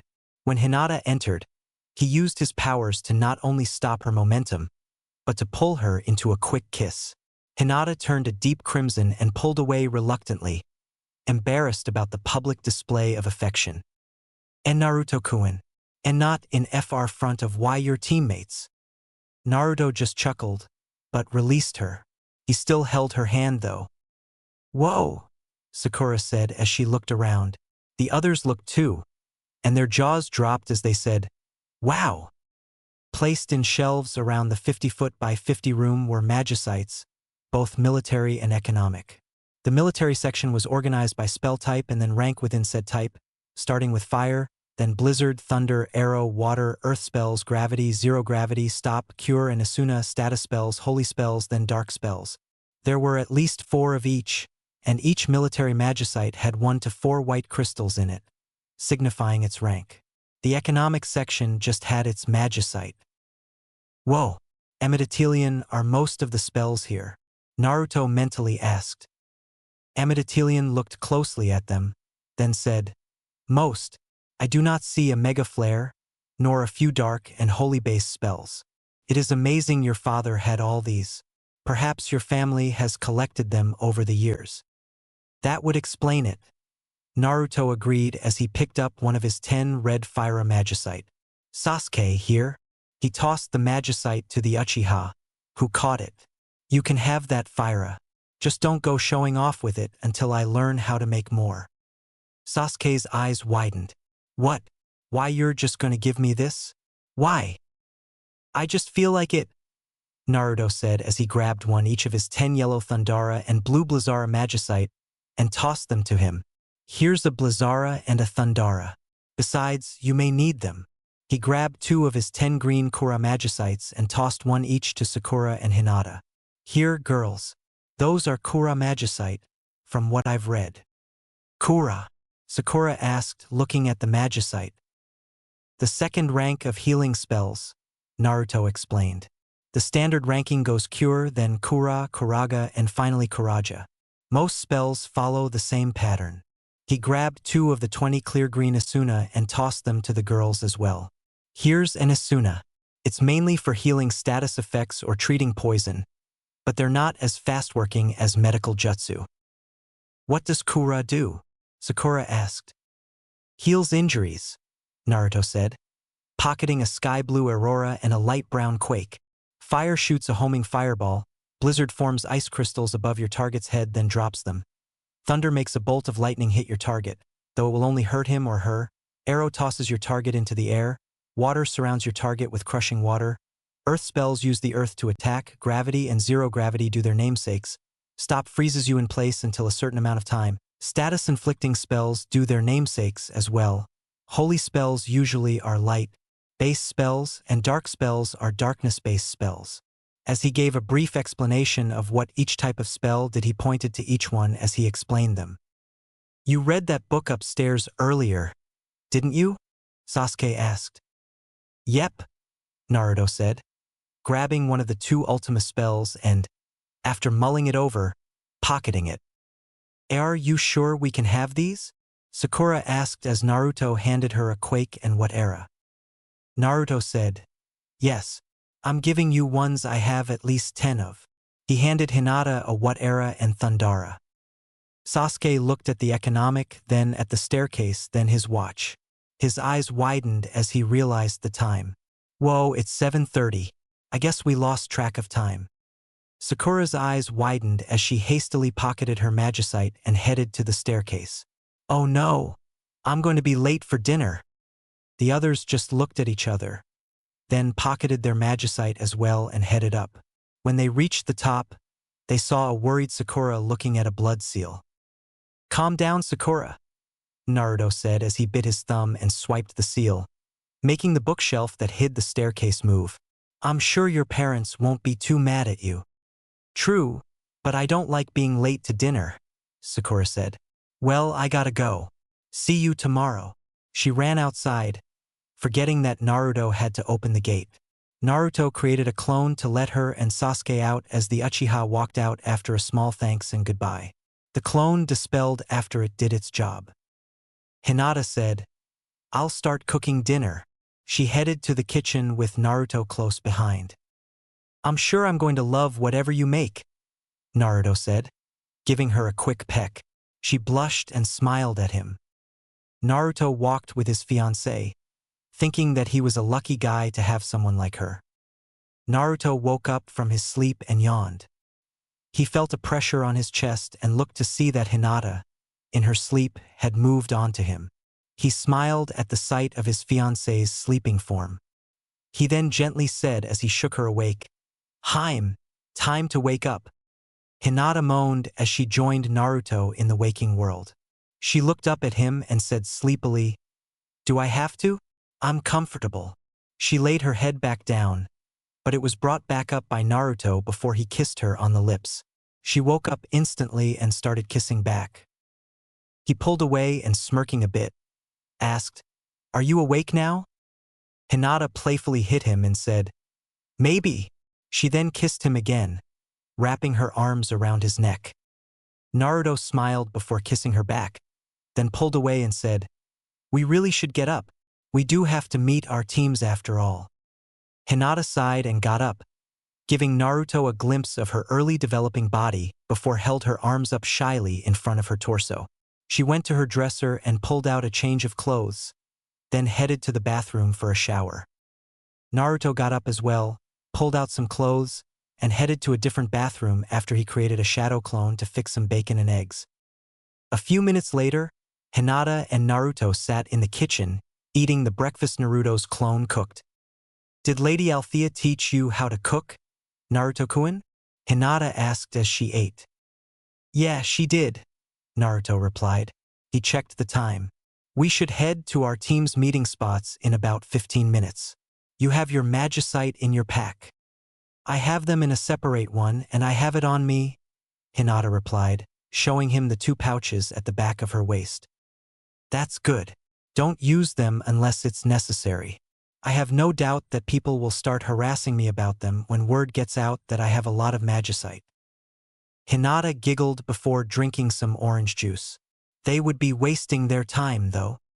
Naruto chuckled. Yeah, they would be. Maybe I could start selling them when I learn how to make them, depending on how it's done. Maybe, but I don't think making them is easy, Hinata said. She pulled out the kura she had and looked at it, then remembered something. Naruto, I remember seeing some other magicite with more than 4 of these crystals in them. Don't the crystals signify the spell's rank? Most of them, Naruto said, remembering what Amidatilian told him and what he read.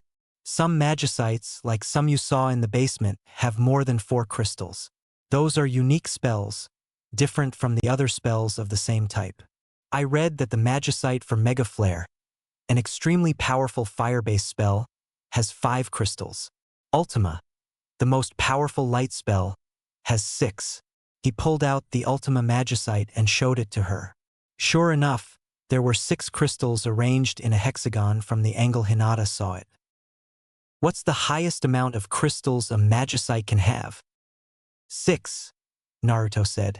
There are some magicite without crystals, but those are for summons like Bahamut, Ifrit, and Shiva. Summons? Like an animal summoning contract? Hinata asked, confused. And what animals are they? Yeah, the summon magicites are similar to summon contracts. The summons are many animals. Bahamut is a dragon. Some, like Ifrit and Shiva, have human-like appearances. Shiva is a woman and Ifrit is a male. Ifrit is a fire element, Shiva is a blizzard, and Bahamut doesn't have an element. All summons, from what I know, are intelligent and can hold conversations with their summoner. You can learn how to summon them without the magicite, but the summon has to teach you.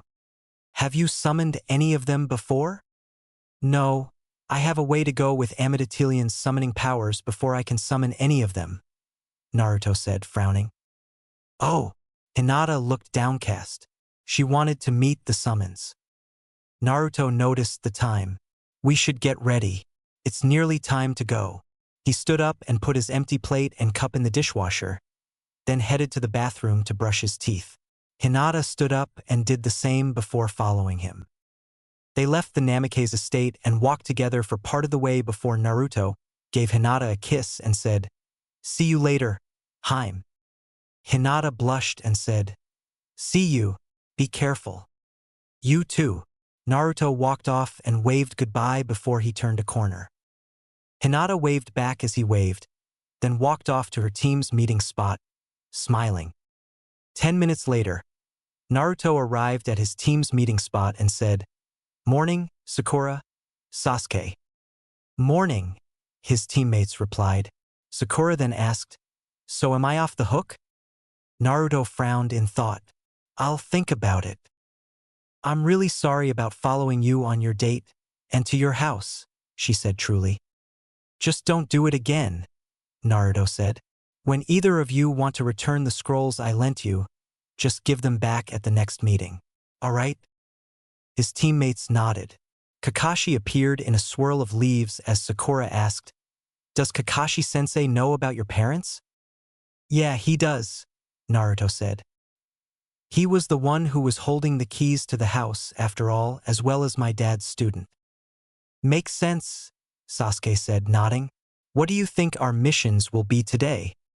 "We're about to find out, after you tell me how you found out about Naruto's parents," Kakashi said, alerting his team to his presence.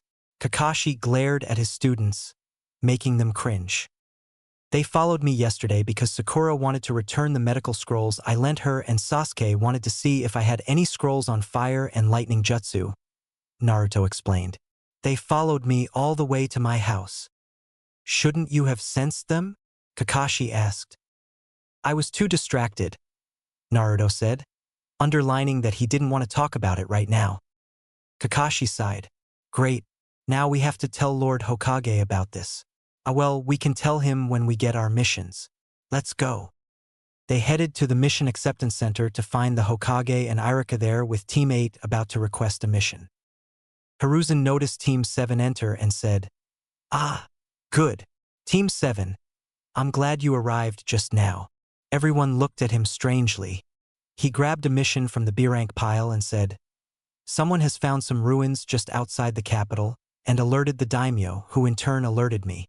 He has requested 2 genin squads for a mission to guard an archaeologist, Taiki Nakashima, as he surveys the ruins. He specifically requested your team, Kakashi, and I've decided to send Team 8 as well." He tossed the scroll to Kakashi, who opened it and read it. Kakashi sighed. "I can assume we don't have a choice?"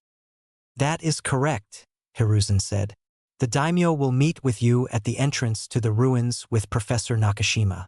Prepare accordingly. There may be a miasma stream or other dangers. Both teams nodded, then left the building. Irika turned to the Hokage. Lord Hokage, do you really think it's a good idea to send genin teams on a B rank, even if it's something like this? Hiruzen smiled and said, Don't worry about them, Irika, especially Naruto. They will be fine. I can't help but worry, Irika replied, frowning. Naruto is like a little brother to me. I hope he'll be fine. Irika, don't worry too much. Naruto is stronger than you think. Outside, Naruto repressed a sneeze as he thought, Someone is worried about me. Probably Irika-sensei. Kakashi turned to Kurenai and asked, This will be interesting, huh, Kurenai? Kurenai nodded, It will. Though I do wonder why Lord Hideyoshi requested genin teams. Kakashi shrugged, though he had a hunch. I don't know. I suggest we pack for at least 2 days. How about we all meet at the gates in an hour? Sure. And be on time, Kakashi. Kurenai called as he walked away. She sighed and turned to the genin. You heard us. Pack for at least 2 days, meet at the gates in 1 hour, and don't be late. Understand? Yes, ma'am, the genin said, then dispersed to get ready. 50 minutes later, Teams 7 and 8 minus the senseis stood at the gates, waiting. Naruto had a bad feeling and had packed 3 of each second-tier magicite spell and 2 of each third-tier magicite in a chest that was sealed in a scroll in his bag.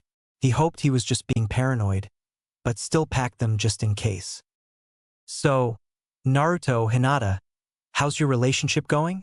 Kiba asked, curious. Naruto smiled and embraced Hinata, making her blush. Great. She's a great girl. I kinda regret I never noticed her before. He pecked her on the cheek, making her turn redder. And Naruto-kun, and not in front of everyone, Hinata protested. Naruto just chuckled. All right, Hinaheim, if you say so. Man, you are whipped, Kiba said, chuckling. He stopped when Naruto and Hinata sent a glare at him. Okay, I'll shut up. But what about the Hyuga elders and her father? They're gonna be pissed when they find out, if they haven't already. Her father's fine with it, Naruto said. As for the elders, well, they just have to deal with it. Wait, what? Kiba said, shocked. Hayashi is okay with you two dating? Yeah, Naruto said. He doesn't mind, but he did threaten to castrate Naruto-kun if he hurts me, Hinata said, frowning. That makes 2 of us, then, Kiba said, looking at Naruto, who raised an eyebrow. Before he could say anything, Kurenai and Kakashi walked up. Kurenai saw Naruto's arms around Hinata and raised an eyebrow. Are they getting serious? Alright, since we're all here, we can go. Naruto, could you take your arms off my student? Naruto complied and stepped away from Hinata as they signed out and left. The 2 teams leaped into the trees and sped off toward the capital. Later, at the entrance to the ruins, Teams 7 and 8 stood in front of the daimyo of the Land of Fire, Hideyoshi Isuhara. He was about 35 years old with short black hair and green eyes, wearing a standard red and blue royal kimono. To the daimyo's left was a girl around the same age as the genin. She had long brown hair reaching down to her waist and brilliant sea-green eyes, and was wearing a smaller, female version of the daimyo's kimono. To the daimyo's right was a man in his early 20s. He had light brown hair hidden by an archaeology hat and blue eyes behind oval-shaped glasses. He wore a light brown jacket with many pockets, dark brown pants, and boots. Slung over his shoulder was a large bag that had a few tools sticking out. 12 guards stood around them in battle gear. All of them held spears in their hands, though a few had swords strapped to their backs. Hello, Lord Hideyoshi, Kakashi said, bowing as Kurenai and the genin did the same. I am Kakashi Hitaki, and my fellow shinobi are Jonin Kurenai Yuhi, and genins Hinata Hyuga, Shino Aburame, Kiba Inuzuka, Sakura Haruno, Sasuke Uchiha, and Naruto Uzumaki. He gestured to each as he said their names. I hope you aren't upset about our time of arrival. It is all right, the daimyo responded, nodding to Kakashi.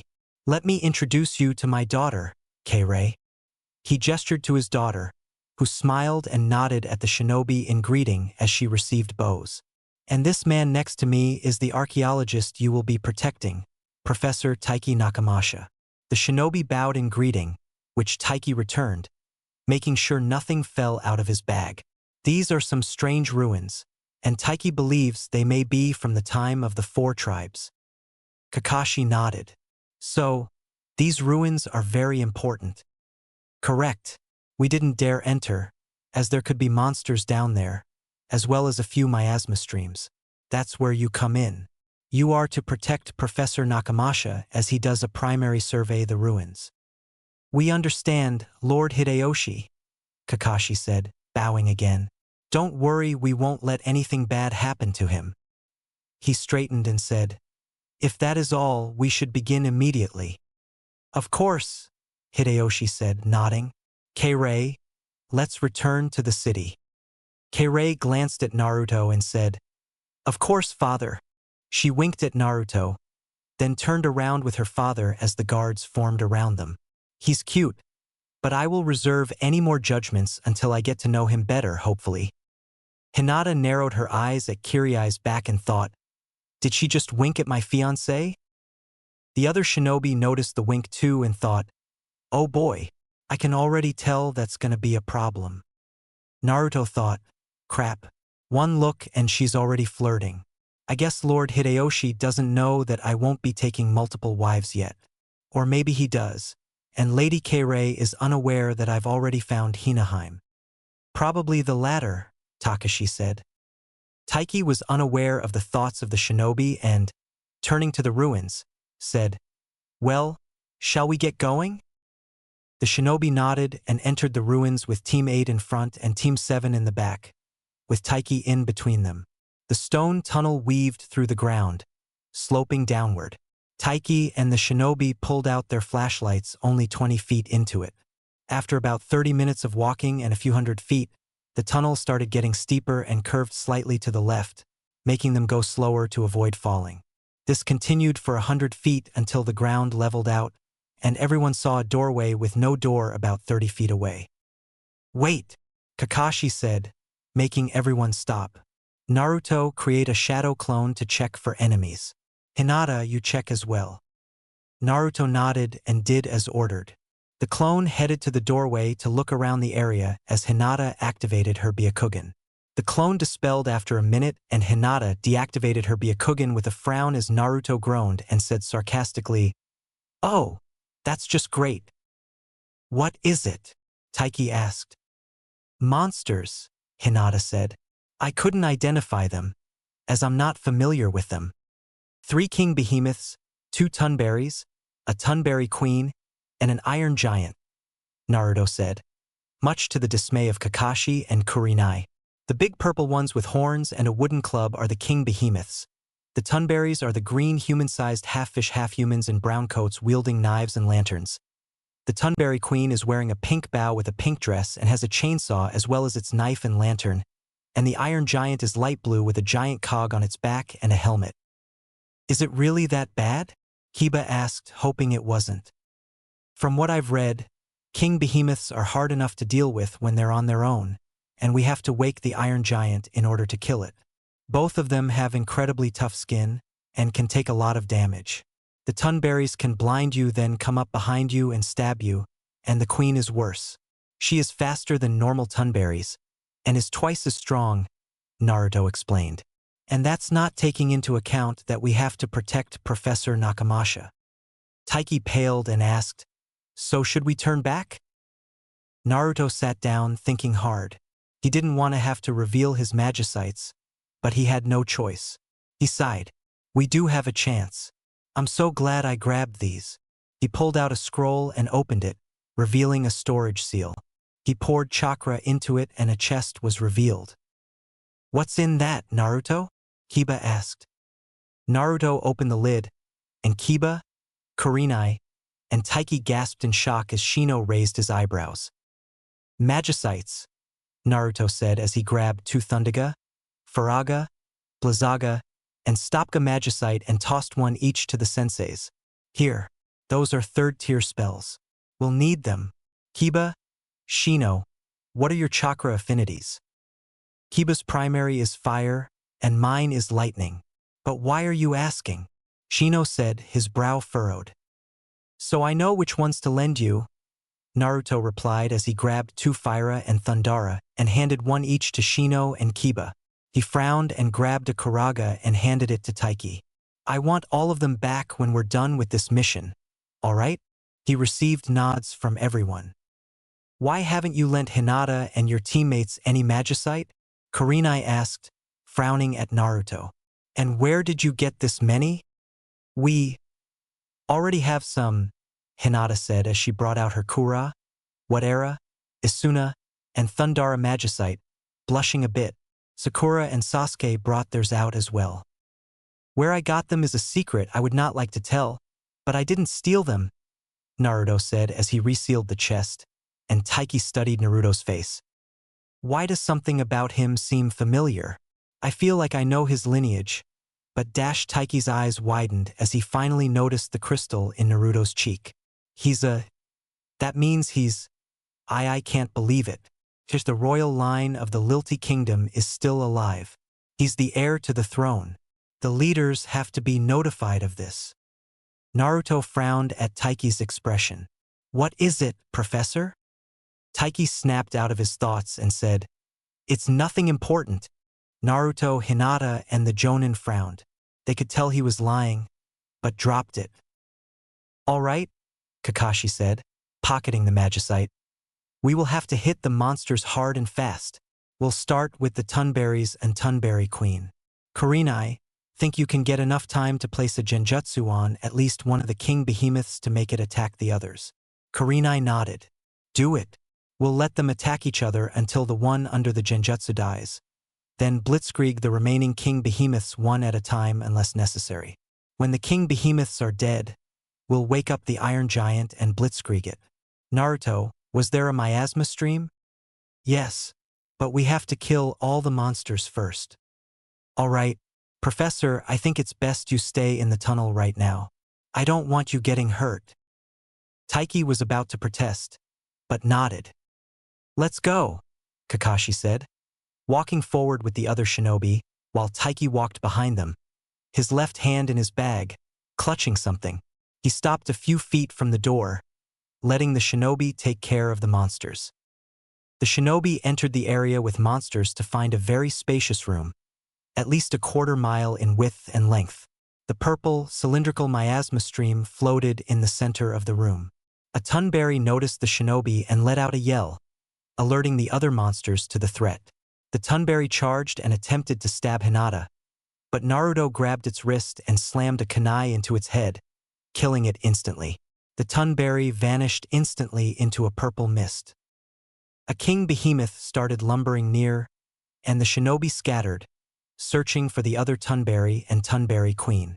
Kakashi saw the queen, but lost sight of it when he was forced to dodge a club swing from a king behemoth. Naruto tried to throw the Tunberry at the Tunberry Queen, but had to stop as another king behemoth swung its club at him. He dropped the Tunberry, and instead of hitting him, the club hit the Tunberry, sending it flying into a wall and killing it. Well, that works too, Naruto thought. He then ducked as the king behemoth swung at him again. He jumped up and slammed a gravity-infused fist into the king behemoth's jaw. The king behemoth staggered back before grabbing him with its free hand, and threw him towards another, which swung its club at him. Naruto used his gravity powers to stop just outside the radius of the swing.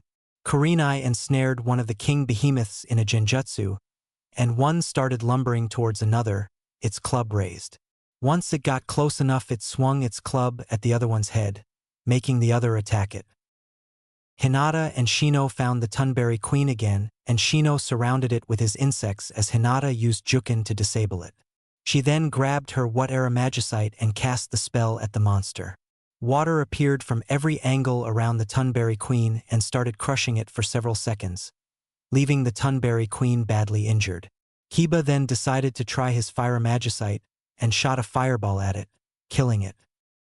The shinobi regrouped and looked at the two fighting king behemoths, both of which somewhat injured at that point.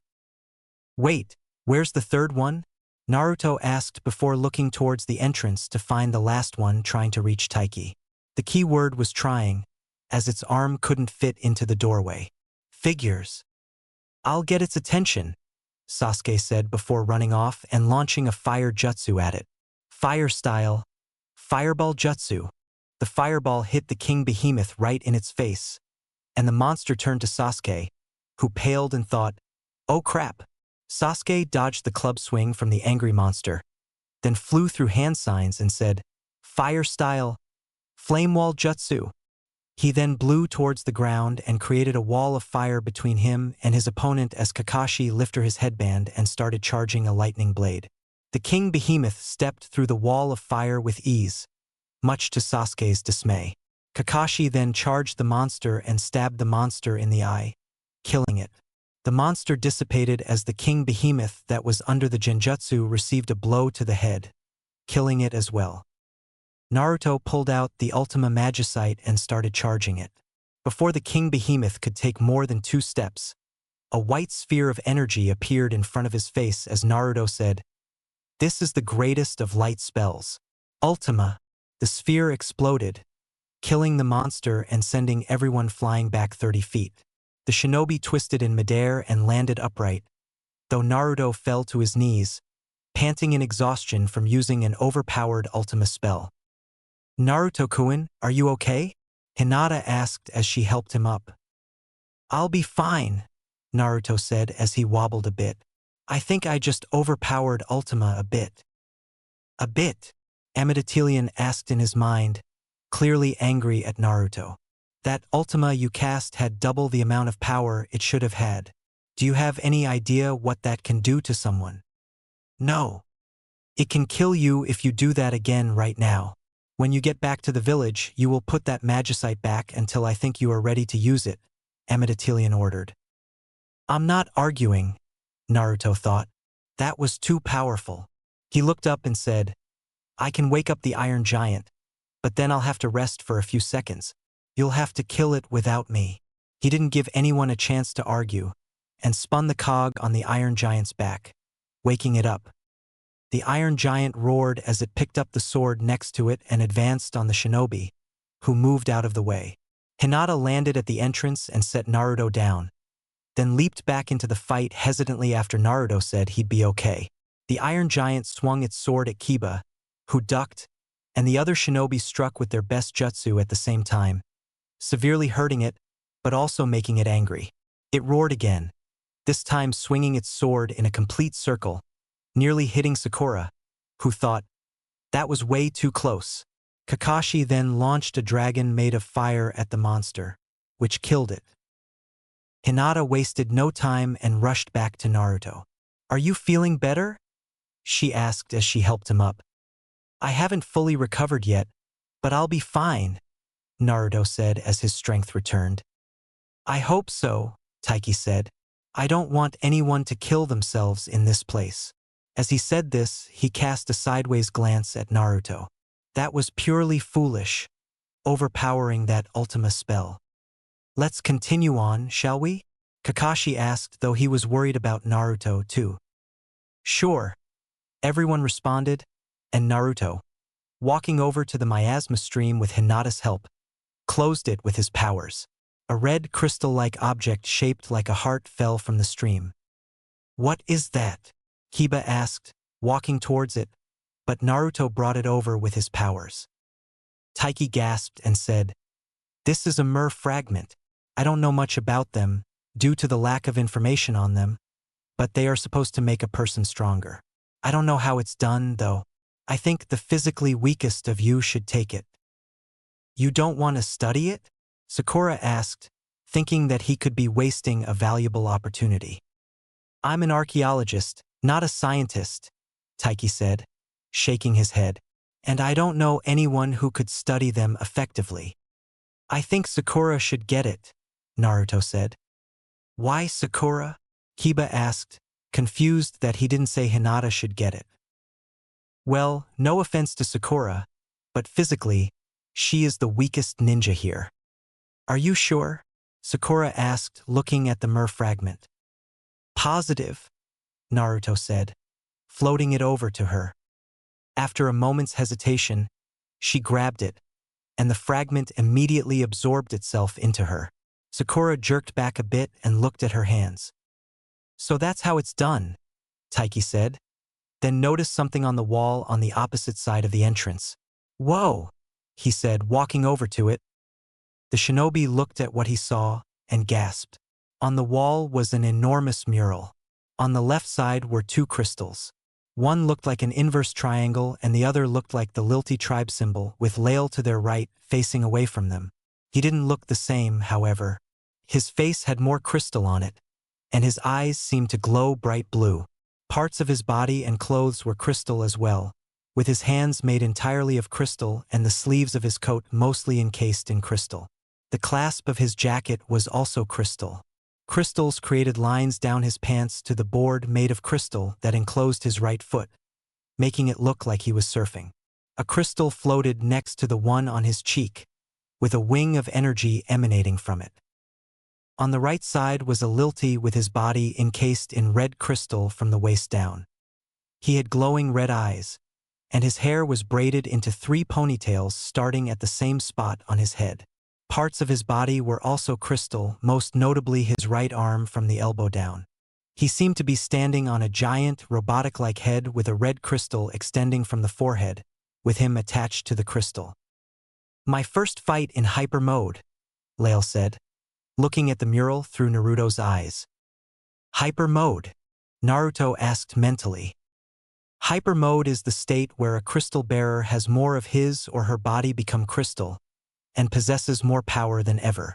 But the only way to enter hyper mode the first time is to have a crystal reactor near them and pour a lot of power into his or her crystal, or for the bearer to feel intense emotion like anger and rage. For me, it was both. But a bearer can stay in hyper mode for only 5 minutes when they first start, and when they leave hyper mode, they are extremely exhausted, Lael explained. What is this mural about? Sakura asked, then noticed a plaque below with 2 people etched into the stone, one on each side. 2 more people were etched into the stone below the plaque. Look, she said, pointing to them. Taiki walked over to the words on the wall. This writing, it's an incredibly ancient language, from the time of the 4 tribes. Can you read it? Shino asked. Yes. This mural was made to remember the greatest crystal bearer, Lael Sol Alfidaria, the husband of the 3rd ruler of the Lilti Kingdom, Queen Althea Sol Alfidaria, and High Commander of the Royal Army. He valiantly fought to protect tribal unity, even going so far as to seemingly become a criminal and restore the Yuka's tribal crystal. But his fugitive status was placed on him by the previous High Commander, Jigren, who tried to kill him multiple times in fear of his powers. Jigren falsely accused him of stealing one of the 3 crystal idols, and ordered him to be killed.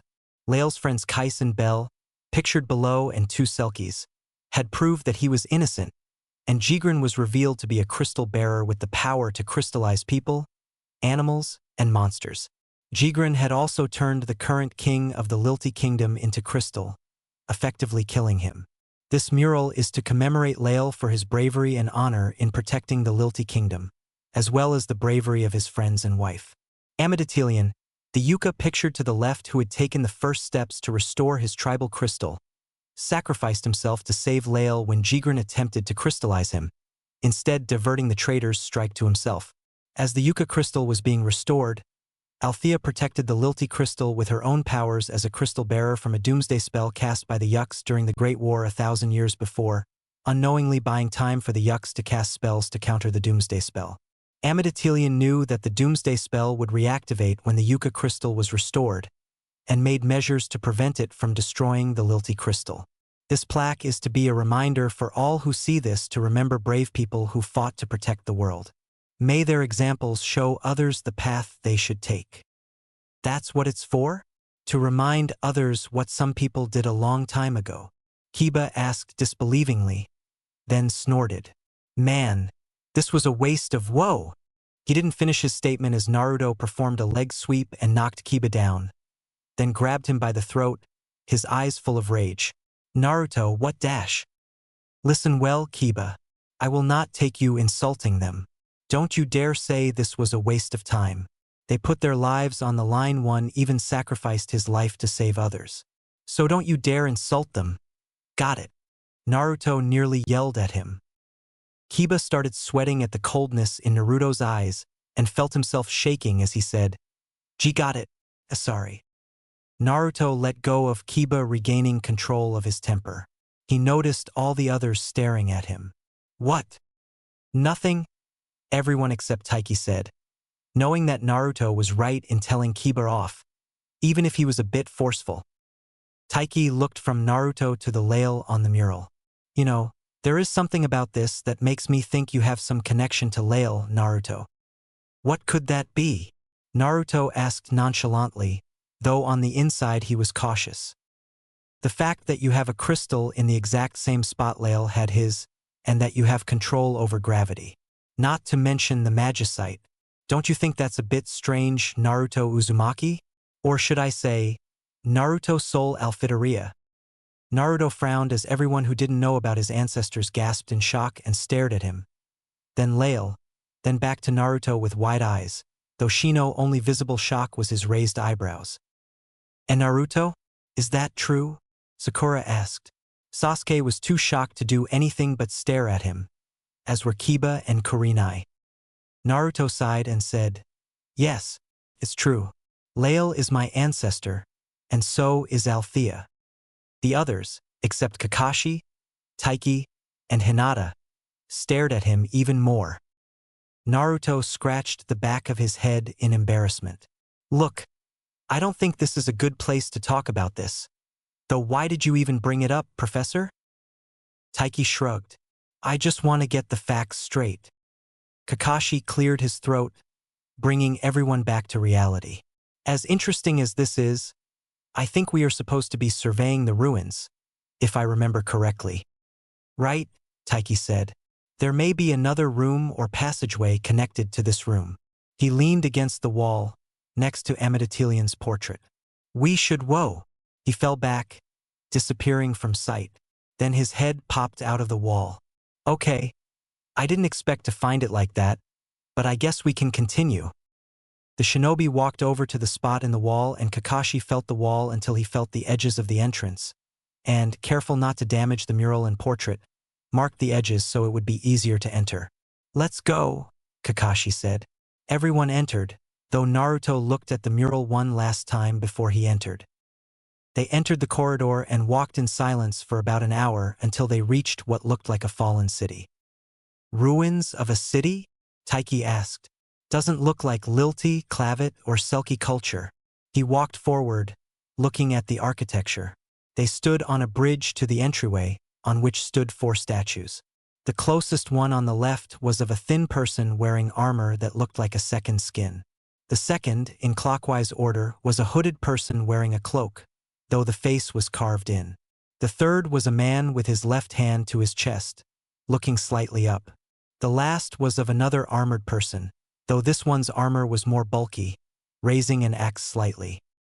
Professor, be careful, Kakashi said, walking up to him. There could be traps. Taiki stopped and said, You could be right. He looked down and saw writing etched into the stone. Look at this, he said, crouching down. An inscription? Kakashi asked, crouching as well as the others walked up. Can you read it? Sakura asked. Taiki shook his head. It's not the same writing as the one on the mural. Naruto looked at it for a second, then his head throbbed. Hard. Ack? He muttered, clutching his head as the pain increased. Naruto, what's wrong? Kakashi asked, looking at his student. Did some miasma get into his system?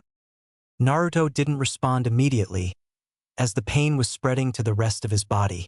He fell to his knees, saying, Am my body? H.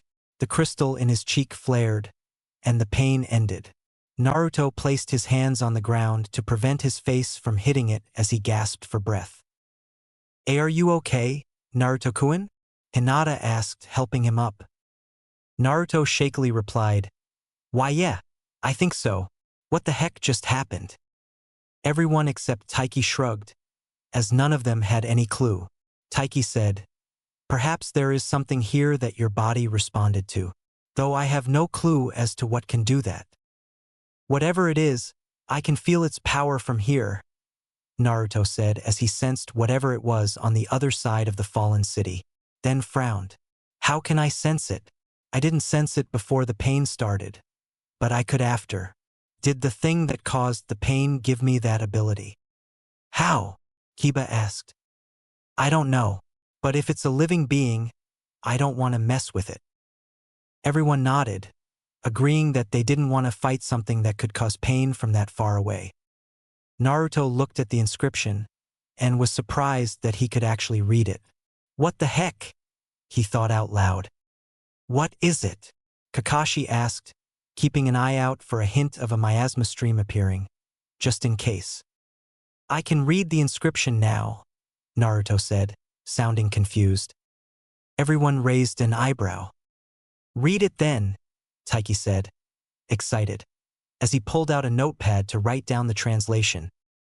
Naruto read, "In the beginning there were the 4 crystals, and together they formed one principle. Thus the world was created. A creation myth." He trailed off his interruption, and Taiki nodded.